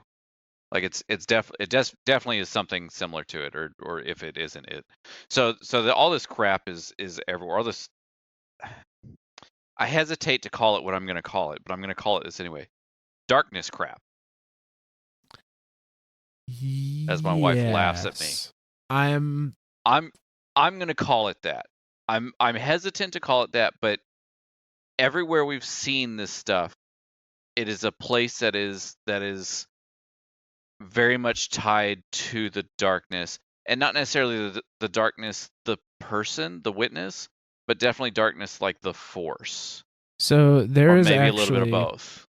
There is a dialogue line during the mission that addresses this stuff in particular, and it says this flora harmonizes at the same frequency as darkness energy. Then I'm going to say it's tied directly to darkness, the Force. Then yes, I think it is somehow an organic substance that can either feed off of or grows only in areas that have a large amount of darkness energy. Absolutely. So okay, so this stuff is starting to grow all over the ship, and I think I think either the entry before or this entry. I think it was this entry, the beginning of this entry. They talk about how the ship is shifting now. Yes. Like Yeah. like as they're trying to make their way to the bridge, but this isn't a straight line path anymore. This isn't like, they don't just jump in the turbo lift and go bridge, computer, bridge, and then they're there. Like they're having to fight through, first off, this really freaky looking darkness stuff, and second off, these Scorn that are like they're killing them, and then they're like and like turning back into Scorn, like Yeah, it seems just to reanimating be. themselves. It seems to be that they get kind of wherever they're floating, whatever this space is, which they are calling nothing. Every time Right. I say nothing, This is past the this, membrane. with a capital N. Yep. So this space they're referring to as the nothing, has these waves, these energy waves, and that periodically happen. And when one hits the ship, any of the Scorn that they haven't cremated the bodies of are resurrected, come back to life. And it's those same waves that are shifting the ship. And when you play through the mission, or if you had the opportunity to play through the mission or watch a playthrough, some of the dialogue around it suggests that like they say like the ship is all wrong. Like there are parts that are not supposed to be where they are. And it's kind of determined that it was literally kind of like phasing in and out of reality with these waves, and it didn't always get put back together the same way that it started before that phase. And having that happen over and over has just got it all jumbled. Right, and it's not even like a sense of like, hey, this cargo door opens and it's supposed to lead to the cargo bay. It's like this cargo door opens and there's a wall there. Like there's not even like there's nothing. The cargo door doesn't lead anywhere. It's just a wall now because part of the ship is now stuck in that position. So the ship is literally like every time this wave hits, it's rearranging the ship. So they're fighting through. They're trying to get this key to where they can get into the main the bridge and the main viewing chamber and lock themselves in. It seems, which they do. They get in there. They lock the doors behind them. And by this time, it's like the three-man fire team, and then like 15 dudes, and that's it. Like this whole grand party has been reduced down to practically nothing. And Catabases, he's just like, I just want to get the hell out of here. Mm-hmm. Like, do whatever you need to do, get us the hell out of here. And then like the Scion is like, okay, like obviously they're looking, they get into the lower chamber that's underneath, which when you played the mission, the very last part that you got to was that chamber where the Crown of Sorrow was sitting, and you actually got to see the Crown of Sorrow, and there's dialogue there, which I'm sure we'll cover. But yeah, they're in this chamber, and so the Scion's like looking at this thing, like he's looking at where all the other Scions have touched it and did their mindy windy thing. And there's there's burn marks all over it, and he's like, all right, I'm gonna do this. And then it's interesting to me that the Scion specifically says to Catabases, because you're not supposed to be here. So we get what two is lines that about from Quinsig the Scion that I think are interesting. That is one of them. The other is I did not intend suffering, but should have expected Callus's deceit. Ambition to steal away his secrets damned us all. So I think that's Quinsig saying that Quinsig and presumably the other Scions were only there helping with this project because they were trying to learn a way to commune or control this great power Callus was after for themselves. Like they were intending to steal away whatever the secret ended up being, and in following Callus's orders to try and discover the secret, they caused all of this to happen. Right. And I think and they're basically the ones that got burned for it. Right. And I think the dialogue, you do not belong here, is either referencing that like you are a light bearer and we are literally in that what I am taking as this is the deep, the realm. This is the deep, the place, world. the darkness, the place. Yes. And I don't know if that's Quincy saying like, you don't belong here because you are of the light, and this is a reality of nothing but dark, or if it's a bit of regret, saying like, you should never have come with us, like you didn't ask for this, almost like a non-apology apology, right? Right, like she's here because she wanted to steal secrets and is kind of reaping what she sowed in for her deception. But Catabases is here because he was trying to believe in something. And so maybe she recognizes that and is saying like, this, you don't deserve to be here. So she does her thing, and time starts. They talk about velocity starts reverting backwards, like they are trying to basically push back through the membrane to get back to here. Yep. And this whole time, Scorn are pouring in. They're getting fucked up. They're like, every time a phalanx falls, the circle closes in tighter. Bato picks up a shield, and these two abominations come in, and Topsies, he goes fucking spectral blades, and he's like, yeah, and the Bato's like, yeah, and shit is hitting the fan. Like this, like shit is hitting the fan. There's no other way to put this. Like it's getting bad. Yeah, and they lose 7 in a single explosion, which brings their numbers down to 10. And Quinsig is trying to push through the pain, is knowingly sacrificing herself at this point, to try and just like she's like get them out. She's like transferring this pain psychically to everyone around her to try to like. She's spreading the pain. It says she spreads her pain to us to hold on for a few moments longer, but to no avail, which seems to imply that she was killed by this attempt before she was able to accomplish her goal. Right. Because he then immediately says, I look back to Bato, and then deeper past him into the nothing, to the hulking silhouette dragging a flaming censer. So they're still there.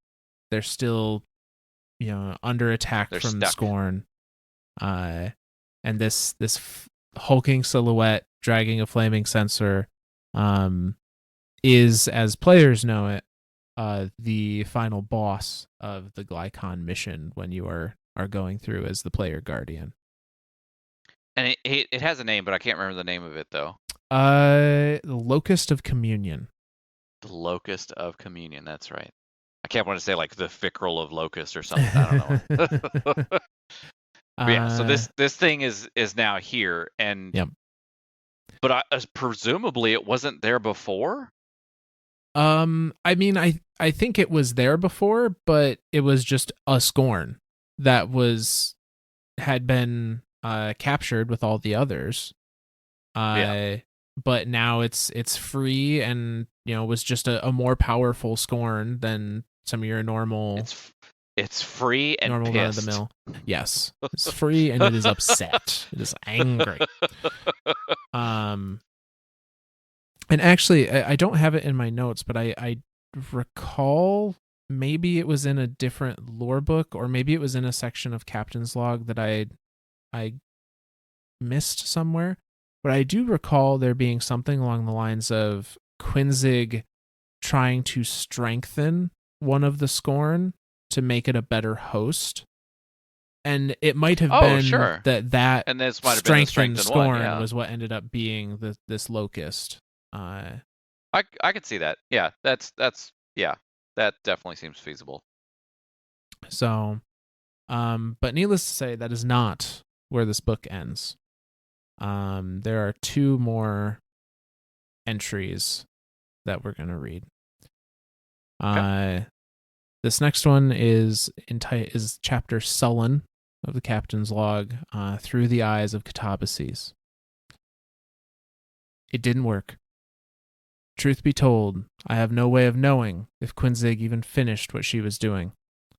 Gilly said it took days to find a safe place to bring me back. The big one, they all follow him now, and he was hunting for Gilly. I make a task of committing the Cabal bodies to burial. The costs are heavy, and I don't get everyone. We try to keep hidden, using the smuggler's hovels where I stashed go bags across the ship. All it takes is one of them seeing you. Been keeping track for what I think is a month? 3 months? The waves are random. When one hits, it rearranges pieces of the ship, and I have to find my way again. Gilgamesh is becoming more distant, talking less. He wanders off for days at a time. So far, he always comes back. When I die, I dream of a city burning. Death dreams are a first. When I wake up, I don't know how long it's been. Gilly won't say. There have been 100 lives between this and the last one I remember. I live in a charnel house. Another indication of time passing. And it continues. I'm alive and old. Get up. Gilly's voice is thin. Why? There's nothing to do but starve. Giving up again. You'd rather I just left you here? I roll myself to face him. I'm not giving up. Just take my light and hold it until there's a way out. You know, I used to think we were the way out, us together, but we're just stuck in another cycle. There's nothing to eat, Gil. You don't feel that emptiness chewing at you. Promise you'll leave me be until we're out. Gilgamesh looks at me for a long time without speaking, and I close my eyes. I promise, he says. That's the end of that card. Jesus. This is goddamn Greek tragedy. That's what the hell this is. I mean, there aren't many Greek stories that aren't tragedies. So that's the silly question. Why do they even call them Greek tragedies? Every single one of them is a tragedy. They're just Greek stories at this point. Oh my God. Most Greek myths do not end well. Yeah. So, oh my God. So they're still stuck on the nothing side. They're still stuck in the nothing, the deep, whatever you want to call it. And it's been months at this point. Possibly years. Yeah, because he doesn't know anymore. They just quit tracking time. Yep. I mean, it's crazy. And then like this, he just keeps starving to death from the sounds of it. That like the whole every time the ship rearranges itself, now they're trying to figure out how to get back to their go bags that they've stashed away and all these little hidden caches. Like, and he can't even like. You know, another wave hits, rearranges the ship. Fuck, now I got to relearn the layout of the ship. Hide, get torn apart by Scorn that are all getting re-rezzed every time. He's trying to bury bodies as he comes across them, basically, like to at least give the Cabal kind of like a an honorable thing. But and then he finally gets to the point like, dude, fuck it, I just don't care anymore. Just. And not sorry, that sounds like it's a little rougher than it is. It's not I don't care anymore. It's just I'm so tired of starving to death. I'm so tired of being tired. And so he just says, hold my light. Just hold on to it. But this whole time that time is passing, it sounds like Gilgamesh is kind of starting to act a little weird. Well, that and like another thing to take into account here is it's not like ghosts aren't sentient. As obvious as that sounds. Like what Katabasis is telling Gilgamesh is, I'm going not only just hold on to my light, don't resurrect me until there's a way out. He's also telling Gilgamesh, live alone for however long it takes for us to get out. Dude, that's for any sentient being, that is oof. in a hostile That's a hard thing. environment at that. Like that's Yeah, absolutely. A hostile foreign environment that is constantly shifting beneath you and around you. Yeah. I can see only bad things happening from here on out. So we have one final entry in the Captain's Log lore book. That is titled The Debtor's Knife. And it is told through the eyes of Gilgamesh. And it goes like this. I linger on the corpse of my once guardian. I've hidden his shame for so long. I believed it was my obligation to be the warmth when his fire died.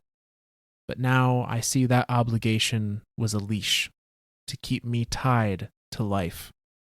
It is a cold, coiled, choking reality, and I will hang gasping from it no more. See the truth the whispers had offered. I saw it in every moment suffered aboard this vessel, a microcosm of violence extrapolated to the world beyond with only one escape. Soon, Ctopaces would know it too. Scorn onlookers surrounded us. I raise Ctopaces. Gilly. Ctopaces kneels before me, his rifle beside him. What is this? A way out. I won't carry you any more. You're abandoning me? Ctopaces looks to the Scorn, his rifle, his ghost. No. No longer. Not his, not the traveler's, not anyone's. I sacrificed everything to keep you moving forward, guided you to every power you needed to survive. I share the truths he wants to forget. And for what? It never ends anything. There's always more. The Scorn encroach across disjointed walkways. Ctopaces sinks. You said you wouldn't. You, the traveler, you've kept me trapped in this death knell. Now it's time to set us free. What does that mean? His words like stone weights. Sever our light, or they'll rip you apart for 1,000 lives. I gesture to the Scorn. You wouldn't. Your deaths are heavy, Ctopaces, but I'll bring you back as many as it takes for you to learn. You think I don't feel pain? You think I don't suffer while you're hiding in your limbo? Ctopaces lurches forwards. I did everything you asked me to do. You left, I shouted. You left me here. You left me in the city, made me turn away from the traveler. We're like the Scorn in those tanks, drowning in panic, confusion, forever. You did that. The city was burning and I wanted to live. Everything was so that we could live. He still didn't see it. This place was no different than Seoul. A barrel of blood. There's no reason to go back. Now the light is what's burning, I tell him. We can survive this. Ctopaces holds out his palm for me. Please. I don't want survival, Ctopaces. I drift away from him. I want salvation. It got to you. Ctopaces sobs weakly, his epiphany complete. You can end this for both of us.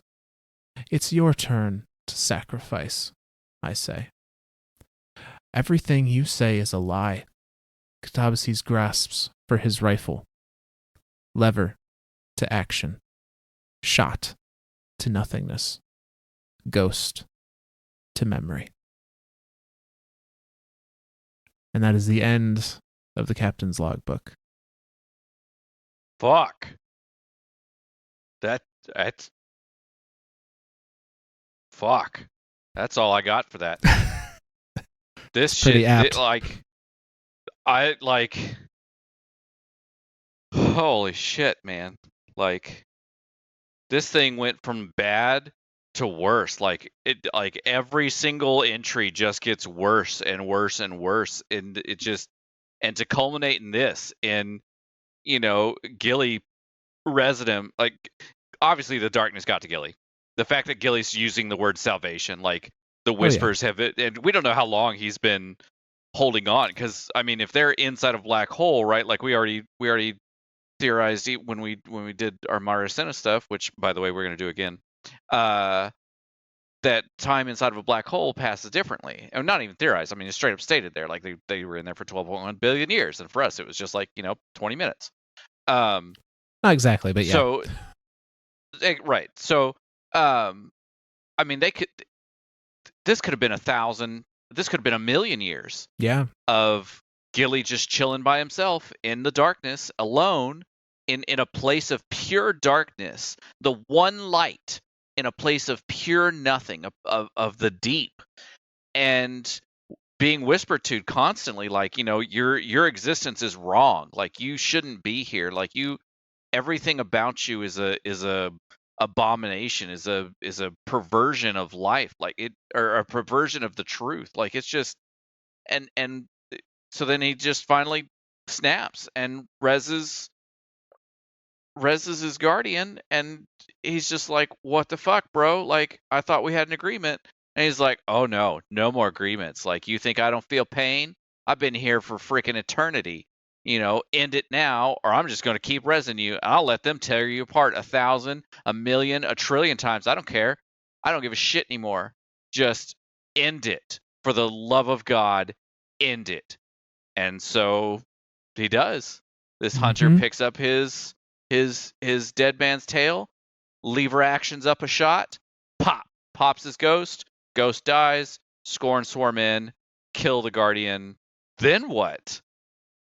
I mean, that's the final entry, but how the hell did this ship get back to us? We don't know. That's fucky. I'm using fucky in the scientific term. That is fucky. As far as I'm aware, there is no explanation for how the ship came back to our reality. We just get this distress signal, and there's a ship there, and we're like, okay, let's go check it out. God, we're dumb. It was a distress signal, but it was a distress signal from another guardian, as far as we were aware at the time. Oh, okay. Because I believe it's said that it was using like a Vanguard frequency or something. Sure. So it could have been Gilly's distress, or not Gilly, Katabasi's distress signal. Yeah. Or Gilly's, or both. Some version of either one. Yeah. So presumably, okay. Well, I guess we're not as dumb as we think we are. They started a distress signal at some point. Probably as a last ditch, like, maybe somehow, some way, someone will hear this. And it's just VIP been running. 2014 will save us. Well, I mean, we got there just a little late. Well, so to set the scene of some of the mission, when you're going through the mission, you're discovering the ship after all of these events we've just read. And the ship is disheveled in disarray, full of scorn. And the discussions that are happening on the ship are between Keitel, who is interested in the ship because she believes Callus is aboard it, at least at the time the ship is first seen. I was going to say, she doesn't think that Callus is just blipped out of nowhere. She's like, I know my father. He is here somewhere. And Osiris, who, as we discover later, is Savathun, is, acting as like the, commander for that mission, for our guardian. So that, I don't know why I didn't put this together until you specifically said Savathun, Osiris, and we even said it before. Does she know the crown is there? Hard to say if she knows the crown is there beforehand, but she certainly knows the crown is there when we find it aboard the ship. Right. Because, I mean, we straight up report it to her. And she then takes it back to the city as Osiris. Right! where What the presumably hell, it still brah? resides somewhere. Somewhere in the city, somewhere in Vanguard Archive. That's what it is. So I imagine the Vanguard Archive as like Indiana Jones, like all the crates, right? Like Yeah, the Area that's what the 51 from Vanguard Indiana. Archive. Yeah. Yeah. Yep. So yeah. Uh, wow. I don't know why I didn't put that together until just now. I'm curious if she knew that it was there, and like that was her whole version or her whole reason to send someone there to retrieve this thing. This wow. Oh my gosh. Very possible. We know she had a connection to it prior. Who's Right? to say that she didn't still, even if Callus believed he removed it? Yeah. So it could be that this was all a ploy, or not a ploy, but she had another agenda of recovering the crown. And I mean that would be Savathun, It right? would Like be she's all her. about hidden agendas. Like that's But our guardian progresses through the ship, discovering what has happened to it as as we pick up these lore pieces throughout the weeks and explore the ship and whatnot. We come face to face with the locust of communion, and triumph over it. By nature of the ship no longer being in the deep, the Scorn do not resurrect. thank fucking God. And we make our way to the bridge and the source of the distress signal.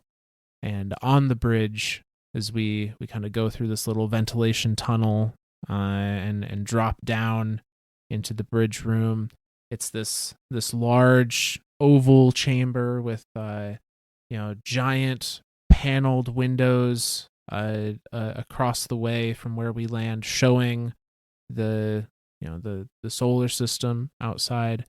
And in the center of the room, above the bridge console, is the body of a lone guardian who we now know as Catabases, hanging, Strung up from his arms and his chest, from these darkness vines, this flora that has invaded the Glykon, dead, presumably for quite some time.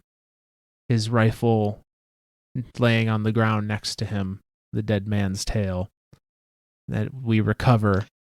And recover is the wrong word. When you go to hold square on it, it says steel. Yeah, that's fucked up as shit. I'm gonna just say that right now. We're maybe doing a little bit of grave robbing. That's what I'm saying. Like that whatever. That's fine. Anything for an exotic, whatever. So yeah, so that's Glykon. That's the Glykon. Well, I'm looking at time right now. We just crossed the 2-hour mark. Do we want to go ahead and tack on Vox Obscura here? Yeah, I think we can. Vox has some very interesting points, but is not nearly as lengthy. Okay. So I think we've got time to include the Vox Obscura mission. Okay. So we'll kind of do the same thing here, just in kind of a quicker format. Yep. So Vox is currently available in the game right now. It was added as a mission, as an exotic mission, for I believe both I think it's seasonal tied, rather than Throne World tied. Yeah. Because it is very Cabal. I mean, we're running back through. For those of you that don't know, this was the old the area that we're in there was the old transmat zone for D1 Mars, which is super freaking cool. Mm-hmm. We go through a little base that's over there, and steal some Cabal shit, blow up some Cabal shit. This whole time, like the whole planet's like they're trying to aerial bombard you, or they're trying to do an aerial bombardment to just wipe out everything out on the thing. Kaido's talking to you. She's like, "Hey, I can't be seen as the person actively doing this, because then it kind of undermines my rule and da da da da da." And so Zavala's there too. They're like, "All right, it's cool. VIP 2014 knows what the hell he's doing. We can get this done." you go through this whole thing. You stop the bombardment. The whole thing is a super super kind of fast paced. Like you're constantly under the clock. You're constantly trying to like get to the next point, get to the next area. You fight your way through a little Cabal base there, and come across a named Scion. And is the name Scion there? Is that the one from the Glykon? Is that the one that was holding the Glykon out? Not part of the 3-man fire team, but the other one that Katabazi's almost killed. It is not. The name Okay. Scion in Vox Obscura is not Urix, although Urix is a prominent figure of what's happening in Vox Obscura. Right. So you get to the end, you kill the boss, super cool boss fight, and then there's like a little treasure room that's very Callus themed, and there are 4. Is it 4? Propaganda. Yep.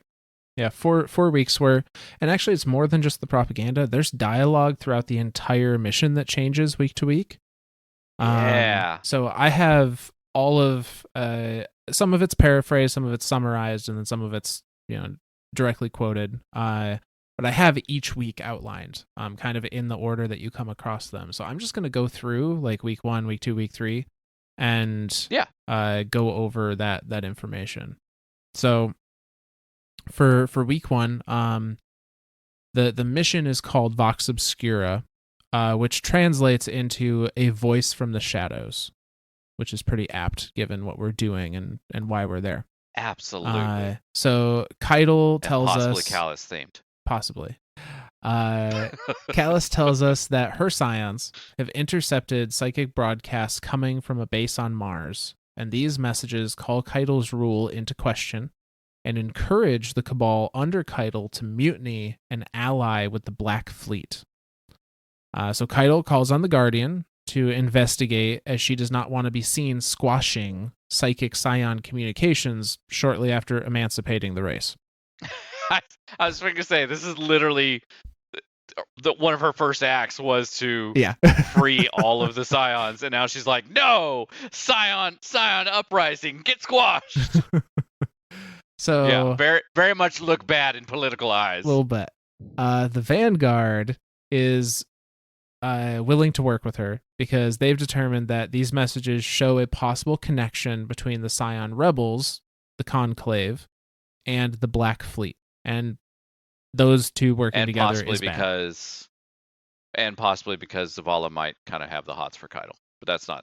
We're gonna leave that in the realms of fan fiction. And the helmet stayed on. But on this time, it was Keitel's helmet stayed on because she laughed, and it was horrifying. So I'm just gonna say, maybe looking for a new co-host on Twitter here soon. Oh, damn it! No, that's a lore entry. No, not the love thing, but the whole like the mask stayed on and she laughed and it was horrifying. Yes, you're not wrong about that. Anyway, see, I do my homework sometimes too. Only when you can make it lewd.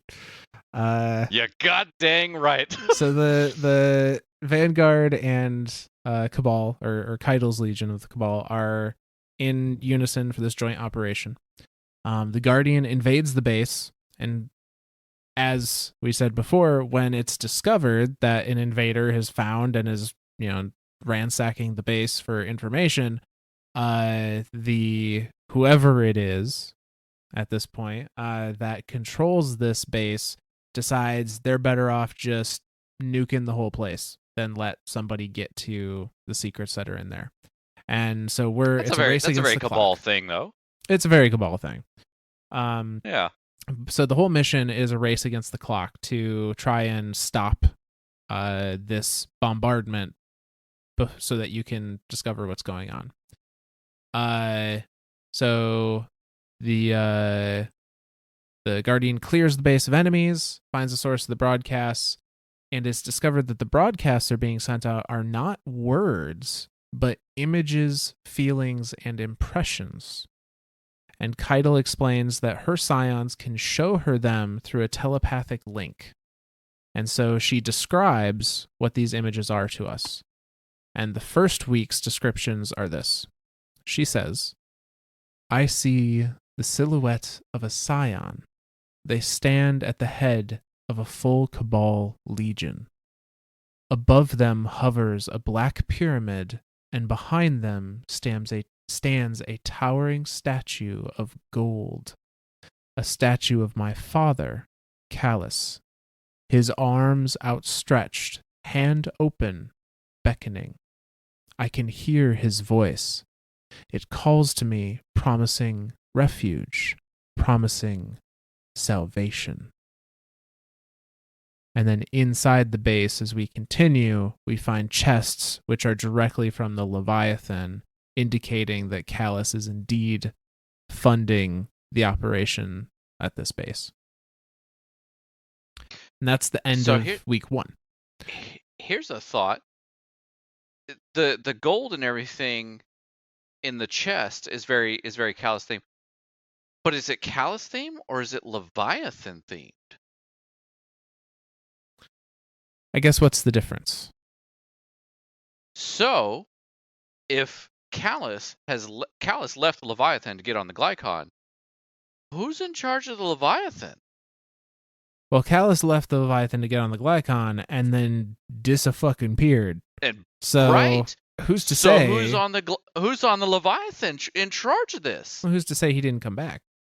Who's to say he didn't become a disciple and now can, And now that's his personal ship. He's got the Leviathan. He's going to do his thing. Yeah. No, absolutely. Like that to me. Like, this is like a 2-part thing. Like, 1, is this Callus? Like, or 2, is this some sort of uprising that is on the Leviathan that is pressing forward? Like, obviously there were scions on the Leviathan. True. Have they? Could this be a possible part of the? And from what it seems like, this. The I keep wanting to call him the Council of Scions, but Conclave. It's a conclave. If part of the conclave was on the Leviathan, now there's a bunch of psychic guys in charge of a giant ship, or not necessarily in charge of, but access to a giant ship with replicator baths, and cloning like all of this seems bad. Very bad. So it's a point worth considering. We don't necessarily know that it is Callus that is doing all of this, that's funding and masterminding some of this. I do think there's a lot of evidence to suggest it's him. Yes. Just because, like, okay, he disappeared when communing with the darkness. These Cabal are being instructed not to, like, join under this Scion leader, but to join under this Scion leader in service to the Black Fleet, which that is a much better link to Callus than anything else, I think. If it was than just a bunch of Scions being like, hey, let's take this fucking solar system now. We got this huge ass ship. Yeah, if it was a case where the propaganda being put out was the Scions trying to pretend that they were getting orders from Callus or something to, hey, reconvene on the Leviathan, all the loyalists will come together as a new legion, like, then absolutely. But the fact that the Black Fleet is involved makes me more I think it's more likely that Callus is directly related. Absolutely. Okay, then I'm gonna operate with that then. I like coming up with these theories, but I think that you're right. I think the idea that the fact that it's this gold statue of Callus, behind the Black Fleet, and it's calling to Keitel, and come join me, come be the salvation, the whole salvation thing, right? Like, that's darkness. Yeah. Katabasi says it. The darkness talks to us. Salvation is the darkness. Like, those are very, very closely tied. So I think you're right. I think this is Callus that is maybe not Callus directly, but very Callus related. Of join with the darkness. Come salvation. Da da da da. Yeah. No, absolutely. So that's week 1. That's week 1. So week 2 goes very similar. The mission itself is the same. Like, what we're doing in the mission is the same. After the destruction of the original base, Keitel informs us the base has been rebuilt and remanned with troops, and we gotta destroy it all again. She reconfirms that her belief is that her father is providing funds for the base, but it has to be a scion that is making these broadcasts because they're of a psychic nature. Right. The Vanguard are prioritizing anything regarding psychic warfare because in Zavala's words during the mission, they cannot continue to rely on splicers and Techians indefinitely. Keitel says if the Black Fleet can cause scions to defect en masse to the Black Fleet, their psychic capabilities would be unmatched. There'd be no defense against them. Keitel, you're talking scions that have access to darkness now, like right? Yeah, who knows what they could do? Right, like this is the realm of unknown, but scary as shit. She also says kind of what we had been talking about, that if the Leviathan's cloning operation is in working order, that would explain how the base is being so easily and quickly remanned with new soldiers. Absolutely. So we progress through the mission exactly the same as we did before, but we get a different message at the end this time. So week's 2 message is this. The latest message depicts a scene of violence. It is the failed attempt on Commander Zavala's life through the eyes of the assassin, the memory of his death. He rushes at Commander Zavala, and I feel his surprise when your crow steps in his way. He is helpless when I lift him up. Oh, how he fears me. The last thing he sees is Commander Zavala and me, standing above him, together. Only one scion alive would have knowledge of this. The traitor, Urix. So that's the end of the message. There's a little bit of dialogue after that where Keitel is saying that the broadcast must be coming from Urix because it's the only scion that would have knowledge of this to that thought. Yep. This thought. And that was what I was going to touch on too. The one that she snaps the neck of and thrashes it and throws it at the ground back in Season of the Chosen. That one particularly was the sniper or was the assassin sent to kill Zavala, and then Crow shoots it. And Crow stepped in the way of it. That's right. And took the hit. For some reason, I thought Crow killed it, but no, that was the first assassination attempt in the garden. That Crow killed, and then the second attempt was during the peace talks, essentially, with Keitel. Right. And that's where Crow steps in. That's the one being described here, where Crow steps in, takes the blow, and then Keitel is the one that his mask off, breaks his mask, all that. Gotcha. Okay. But Urix was the sniper in that second scene that shot the light dampening weapon at Zavala's ghost to make him vulnerable. Urix, again, being the one on the Glykon when it was in the graveyard, when it was in the ship graveyard, that nodded to, and I keep forgetting the damn other scion's name. Quinsic is the other Quinsic. Yeah. Quinsic. I keep wanting to call him Quetzalcoatl, but I don't. I'm jumping from Greek to Aztec now. It's fine. It's whatever. So he was the one that was on the ship that just basically gave him the ship. It's like, yeah, you can have this. It's fine. Yep. And now we know if Quinsic was there to try and gather information for the conclave, then it makes even more sense that Urix would be like, oh, this will help you progress the mission that you're doing for us. So I'll just walk away from this ship. Yep. Oh yeah, because they were there to get. Oh, okay. Yep. I'm following now.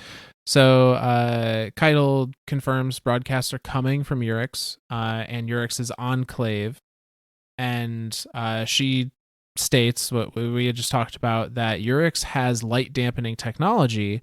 She includes this little tidbit, which I don't know if we discovered when we were playing through the seasonal story or not, but she says Urix has light dampening tech, which was engineered from intel stolen from your weapon foundries.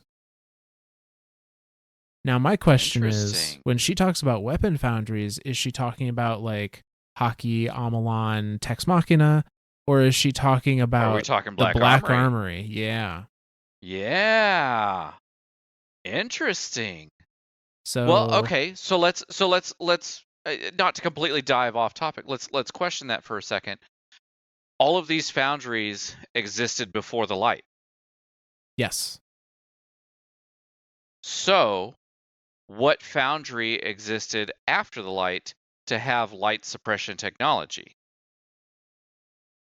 Why would there be a reason to have light suppression technology in a foundry if the light didn't necessarily exist? See, the one that would make sense to me as having a reason would be the Black Armory, just because the Black Armory was literally Ada Right. for, a good portion of post collapse. And she would have a reason and she would to really not to want a way to defend herself against Guardians, because she saw the warlords do terrible things. The fucking warlords and the Risen and the ones that hunted her down and separated her from her mother. Oh my god. So she may have done research into it. I don't think there's any indication that she developed a weapon, but she may have researched it, and that research, along with presumably whatever Gaul did to create his light cage, was enough for the Scions. Parts of that after it blew up. Like, there's no way we just left that shit laying around the city. It just went into the Vanguard archives on the fucking Area 51. Yeah, no. So, holy shit. Yeah, so presumably the Scions between the two were able to make a portable version of a light jamming gun of some sort. So yeah. And it being a gun would absolutely be up Ada's alley. Dude, I think we just made a connection here that I don't think anyone's made. It's an interesting idea for sure. I don't know what the implications are, because like Ada's not looking to create an anti-Guardian weapon anymore. Right. She doesn't care anymore. Like she's all about, like, she's finding a new purpose for the Black Armory. She's finding that was the whole thing why she canonically wants to do the synth weaving and stuff. Like, she's trying to find direction for the Black Armory and make it her own now. Yeah, make it something that is not violent in nature. Right.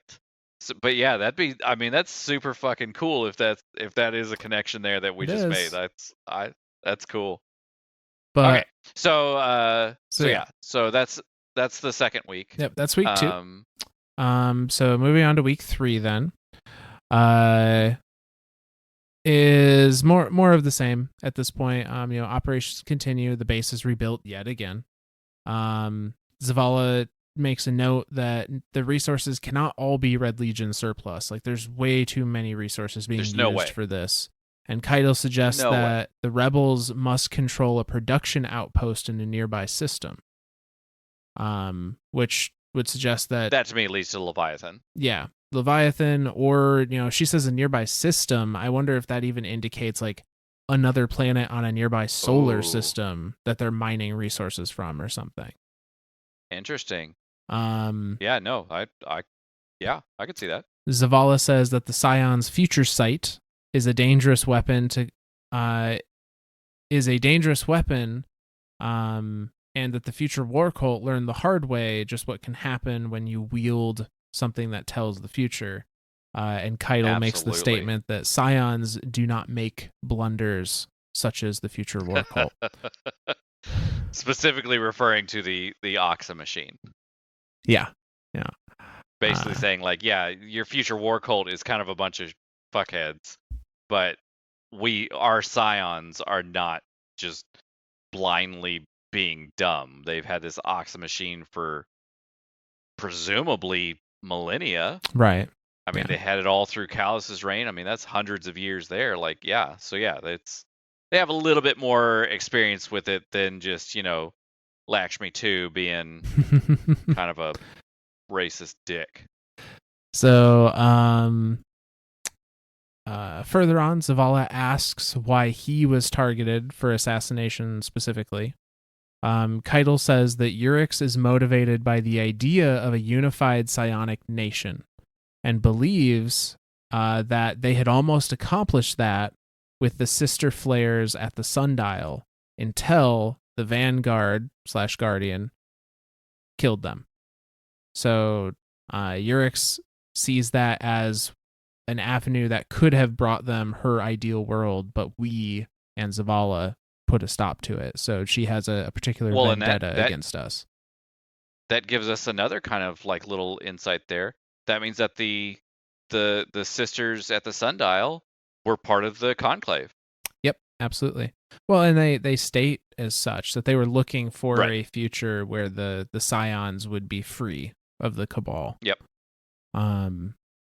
But so man, these scions are pissed. I mean, they're rightfully pissed, right? Like, yeah, I mean, this isn't like a surprise that they're pissed, but it's just like they are pissed, and they are. Yeah. Yeah. Okay.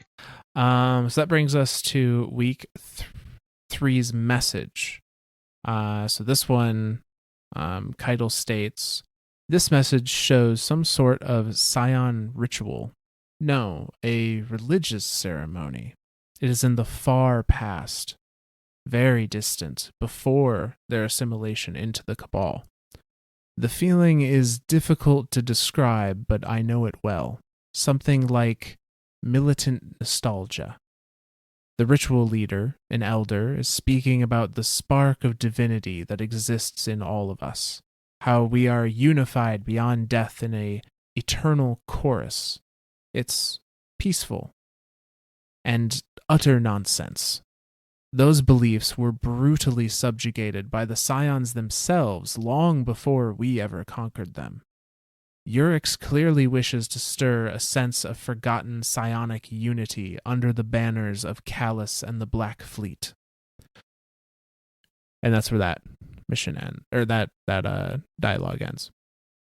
So she's saying Urix is trying to use this scene from the distant past of like, look how peaceful and harmonious the scions were before the Cabal, very conveniently leaving out the fact that the scions themselves destroyed that peaceful community long before the Cabal. Like even pre-Cabal. Like that's that's interesting. I mean, it's the same with, to draw comparisons to modern day religions. There's quite a few of them that do not get along or that have not survived the millennia in one way or another. That's true. So it's not that hard to believe something could happen with the scions. Right. Like I guess that's the absolutely. It's there is an interesting bit of dialogue after that, not related to the scions, but where Keitel says, our alliance grows more valuable by the day. When the time comes, we shall cut my father to ribbons together. Speaking to Zavala. And I found this was an interesting point because up until now, or up until that dialogue, any time that Keitel had been referencing getting revenge on Callus or anything like that, it was always leave him to me. He is mine to deal with as I see my fit. Burden, my thing. Yeah. Now it's transitioned, and I think we've seen this transition elsewhere through the PSYOP missions, the dialogues at the end of those and such, where she's really, it's no longer just an armistice because it's convenient. It's now like truly an alliance that she feels a kinship here. Which is just kind of cool. So as far as like the overarching Destiny story, right? Like now we truly have Cabal as a force, as an alliance, I mean, we now have the Elixni on our side. Like there are Elixni living in the city. Mithrax is kind of like their what would you call it? Would you call that like their not? I don't want to call him a leader, but he's the Cal ambassador. I'm gonna call him an ambassador because that seems like well, no, I guess they could be. It could be their leader as their own separate. Don't hurt yourself. Right, like don't hurt myself. Exactly. No, yeah. So we could call him a leader. And so now we have Keitel, with the Cabal, as the leader of the Cabal. So, I mean, we're definitely starting to see more and more of a unified force in the Sol system of a bunch of different races and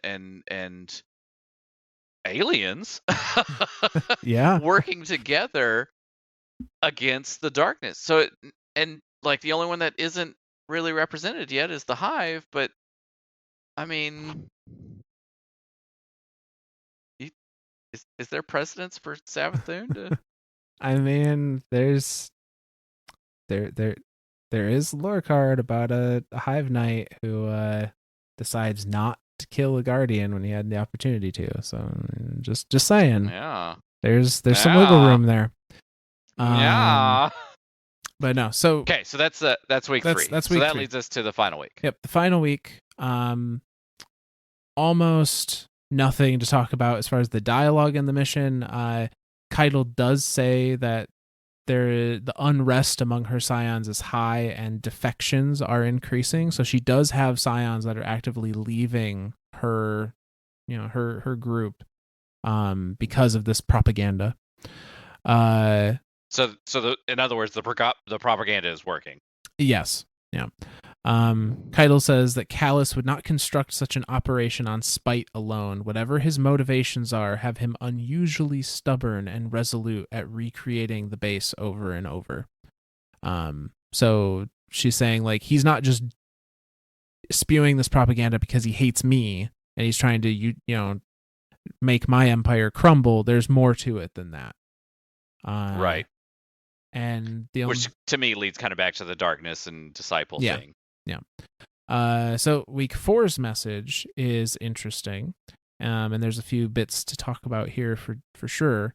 It states, this latest transmission shows the same images over and over, flashing almost too quickly to perceive. They are indistinct, as if multiple pictures were laid atop one another. Variations on a theme. Ah, these must be psionic divinations, impressions of things yet to come. I never dreamed I would see them for myself. I see a city besieged, a ship stealer revived, the Leviathan reborn, your traveler infected by darkness. These are futures our enemies seek. We must remain united to forge a different path. And that's the end of that week, and the end of Vox Obscura. Well, and there's also the master version. Are there any extra dialogues in the master that you know of? There are not. It is the same dialogue as far as I could find. Interesting though. Like that's, yeah. This all screams like this is Callus. Like the fact that these future predictions are, like and Callus liked the Oxa machine. Like he actively had the scions rebuild it, and so everything about this does seem to scream Callus. Like this is darkness Callus. Yeah. So that's that's it. That's it. Now I do want to draw some attention to these little predictions here. So a city besieged is pretty self-explanatory. The city will come under siege at some point. That could be Lightfall. That would make a lot of sense. Sure. Sure. A ship stealer revived. For those that either didn't play or don't remember, Aramis's title was Aramis the Ship Stealer before she became the Kell of House Salvation.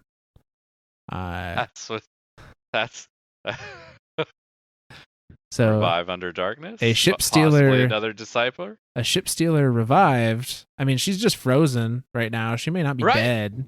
Right. So we may see her. And actually, I would be okay with having her come back because I think she did not get enough time to shine as a villain, personally. Now here's okay. Okay, keep going. I've got more. Okay. The Leviathan Reborn. Now, what I find interesting about this, so these are the futures our enemies seek. Using that theme, the Leviathan Reborn is likely Callus's ship, the Leviathan, remade in some way. However, because they don't specify, and because I like to toss some crazy theories out there, what if the Leviathan Reborn is the Leviathan from Fundament? That would be pretty cool. Oh, I wasn't even thinking that. I mean, granted, we don't know that it died. I don't know that we know for sure its fate, but it definitely battled the Hive and Rulk beforehand. Yeah. Well, battled Rulk is a strong. Got its shit kicked in by Rulk. Got its shit kicked in, its ribs stolen as a prize, and then said, "Suck it," and then just walked past. Yeah. So yeah. So that's an interesting thought too. That it is the Leviathan. The Leviathan. I was thinking more along the lines of like, what if this is the Leviathan, the ship, but the Leviathan reborn as a taken ship, as a taken stronghold. Oh yeah. No, it could be like being reborn could mean all sorts of things. Right. I think that'd be a neat thing there too. And then the last bit, your traveler infected by darkness. Again, pretty self-explanatory. That could be Lightfall. That could be anything really. Yeah. But it'd be bad regardless. So. Yep. Well, and then so this leads us to kind of ideas of like what future seasons for this year of Witch Queen is going to be. We're pretty sure we're getting some type of Cabal themed season with Callus and all that stuff. I am fairly certain that it's going to be not season 17 but season 18. For lots of reasons, Bungie has said a raid is returning from D1. It's not going to be Crota because they straight up said Crota will never be a raid that's going to be returned. So the only two that we have left is the Taken King and Wrath of the Machine. Either one of those could come back. If it's season 18, I feel like it would be Taken with Callus as the disciple of the Witness and Callus as the new Taken King, which would lead back to one of the Whispers or one of the True Truth, Two Lies game that Savathun talks about. The Taken King will rise again. So that all of that kind of like centers around itself. Like I feel like that's very I feel like that's what that's pointing to. Yeah. Now if we kind of go with this idea of the ship stealer will return, Aramis coming back. Aramis was very like when we went through 0 Hour, she was there at the end of it. She was the one trying to steal Outbreak. Yep. Which is Siva Tech. So we know that at the end of the exotic Glaive mission, there's talk of a stronghold somewhere, a human stronghold that has been wiped from Rasputin's database, and that Anna's trying to put Rasputin from an engram into a body to have a living, breathing Rasputin. And Rasputin loves fucking with Siva. That's how he killed the Iron Lords. And so to me, like to have Siva and all that combined around the ship stealer, I feel like that's going to be a season. I personally think that's going to be next season. I think season 17 is going to be the ship stealer, Siva, Rasputin oriented. I feel like that's where we're going. So yeah.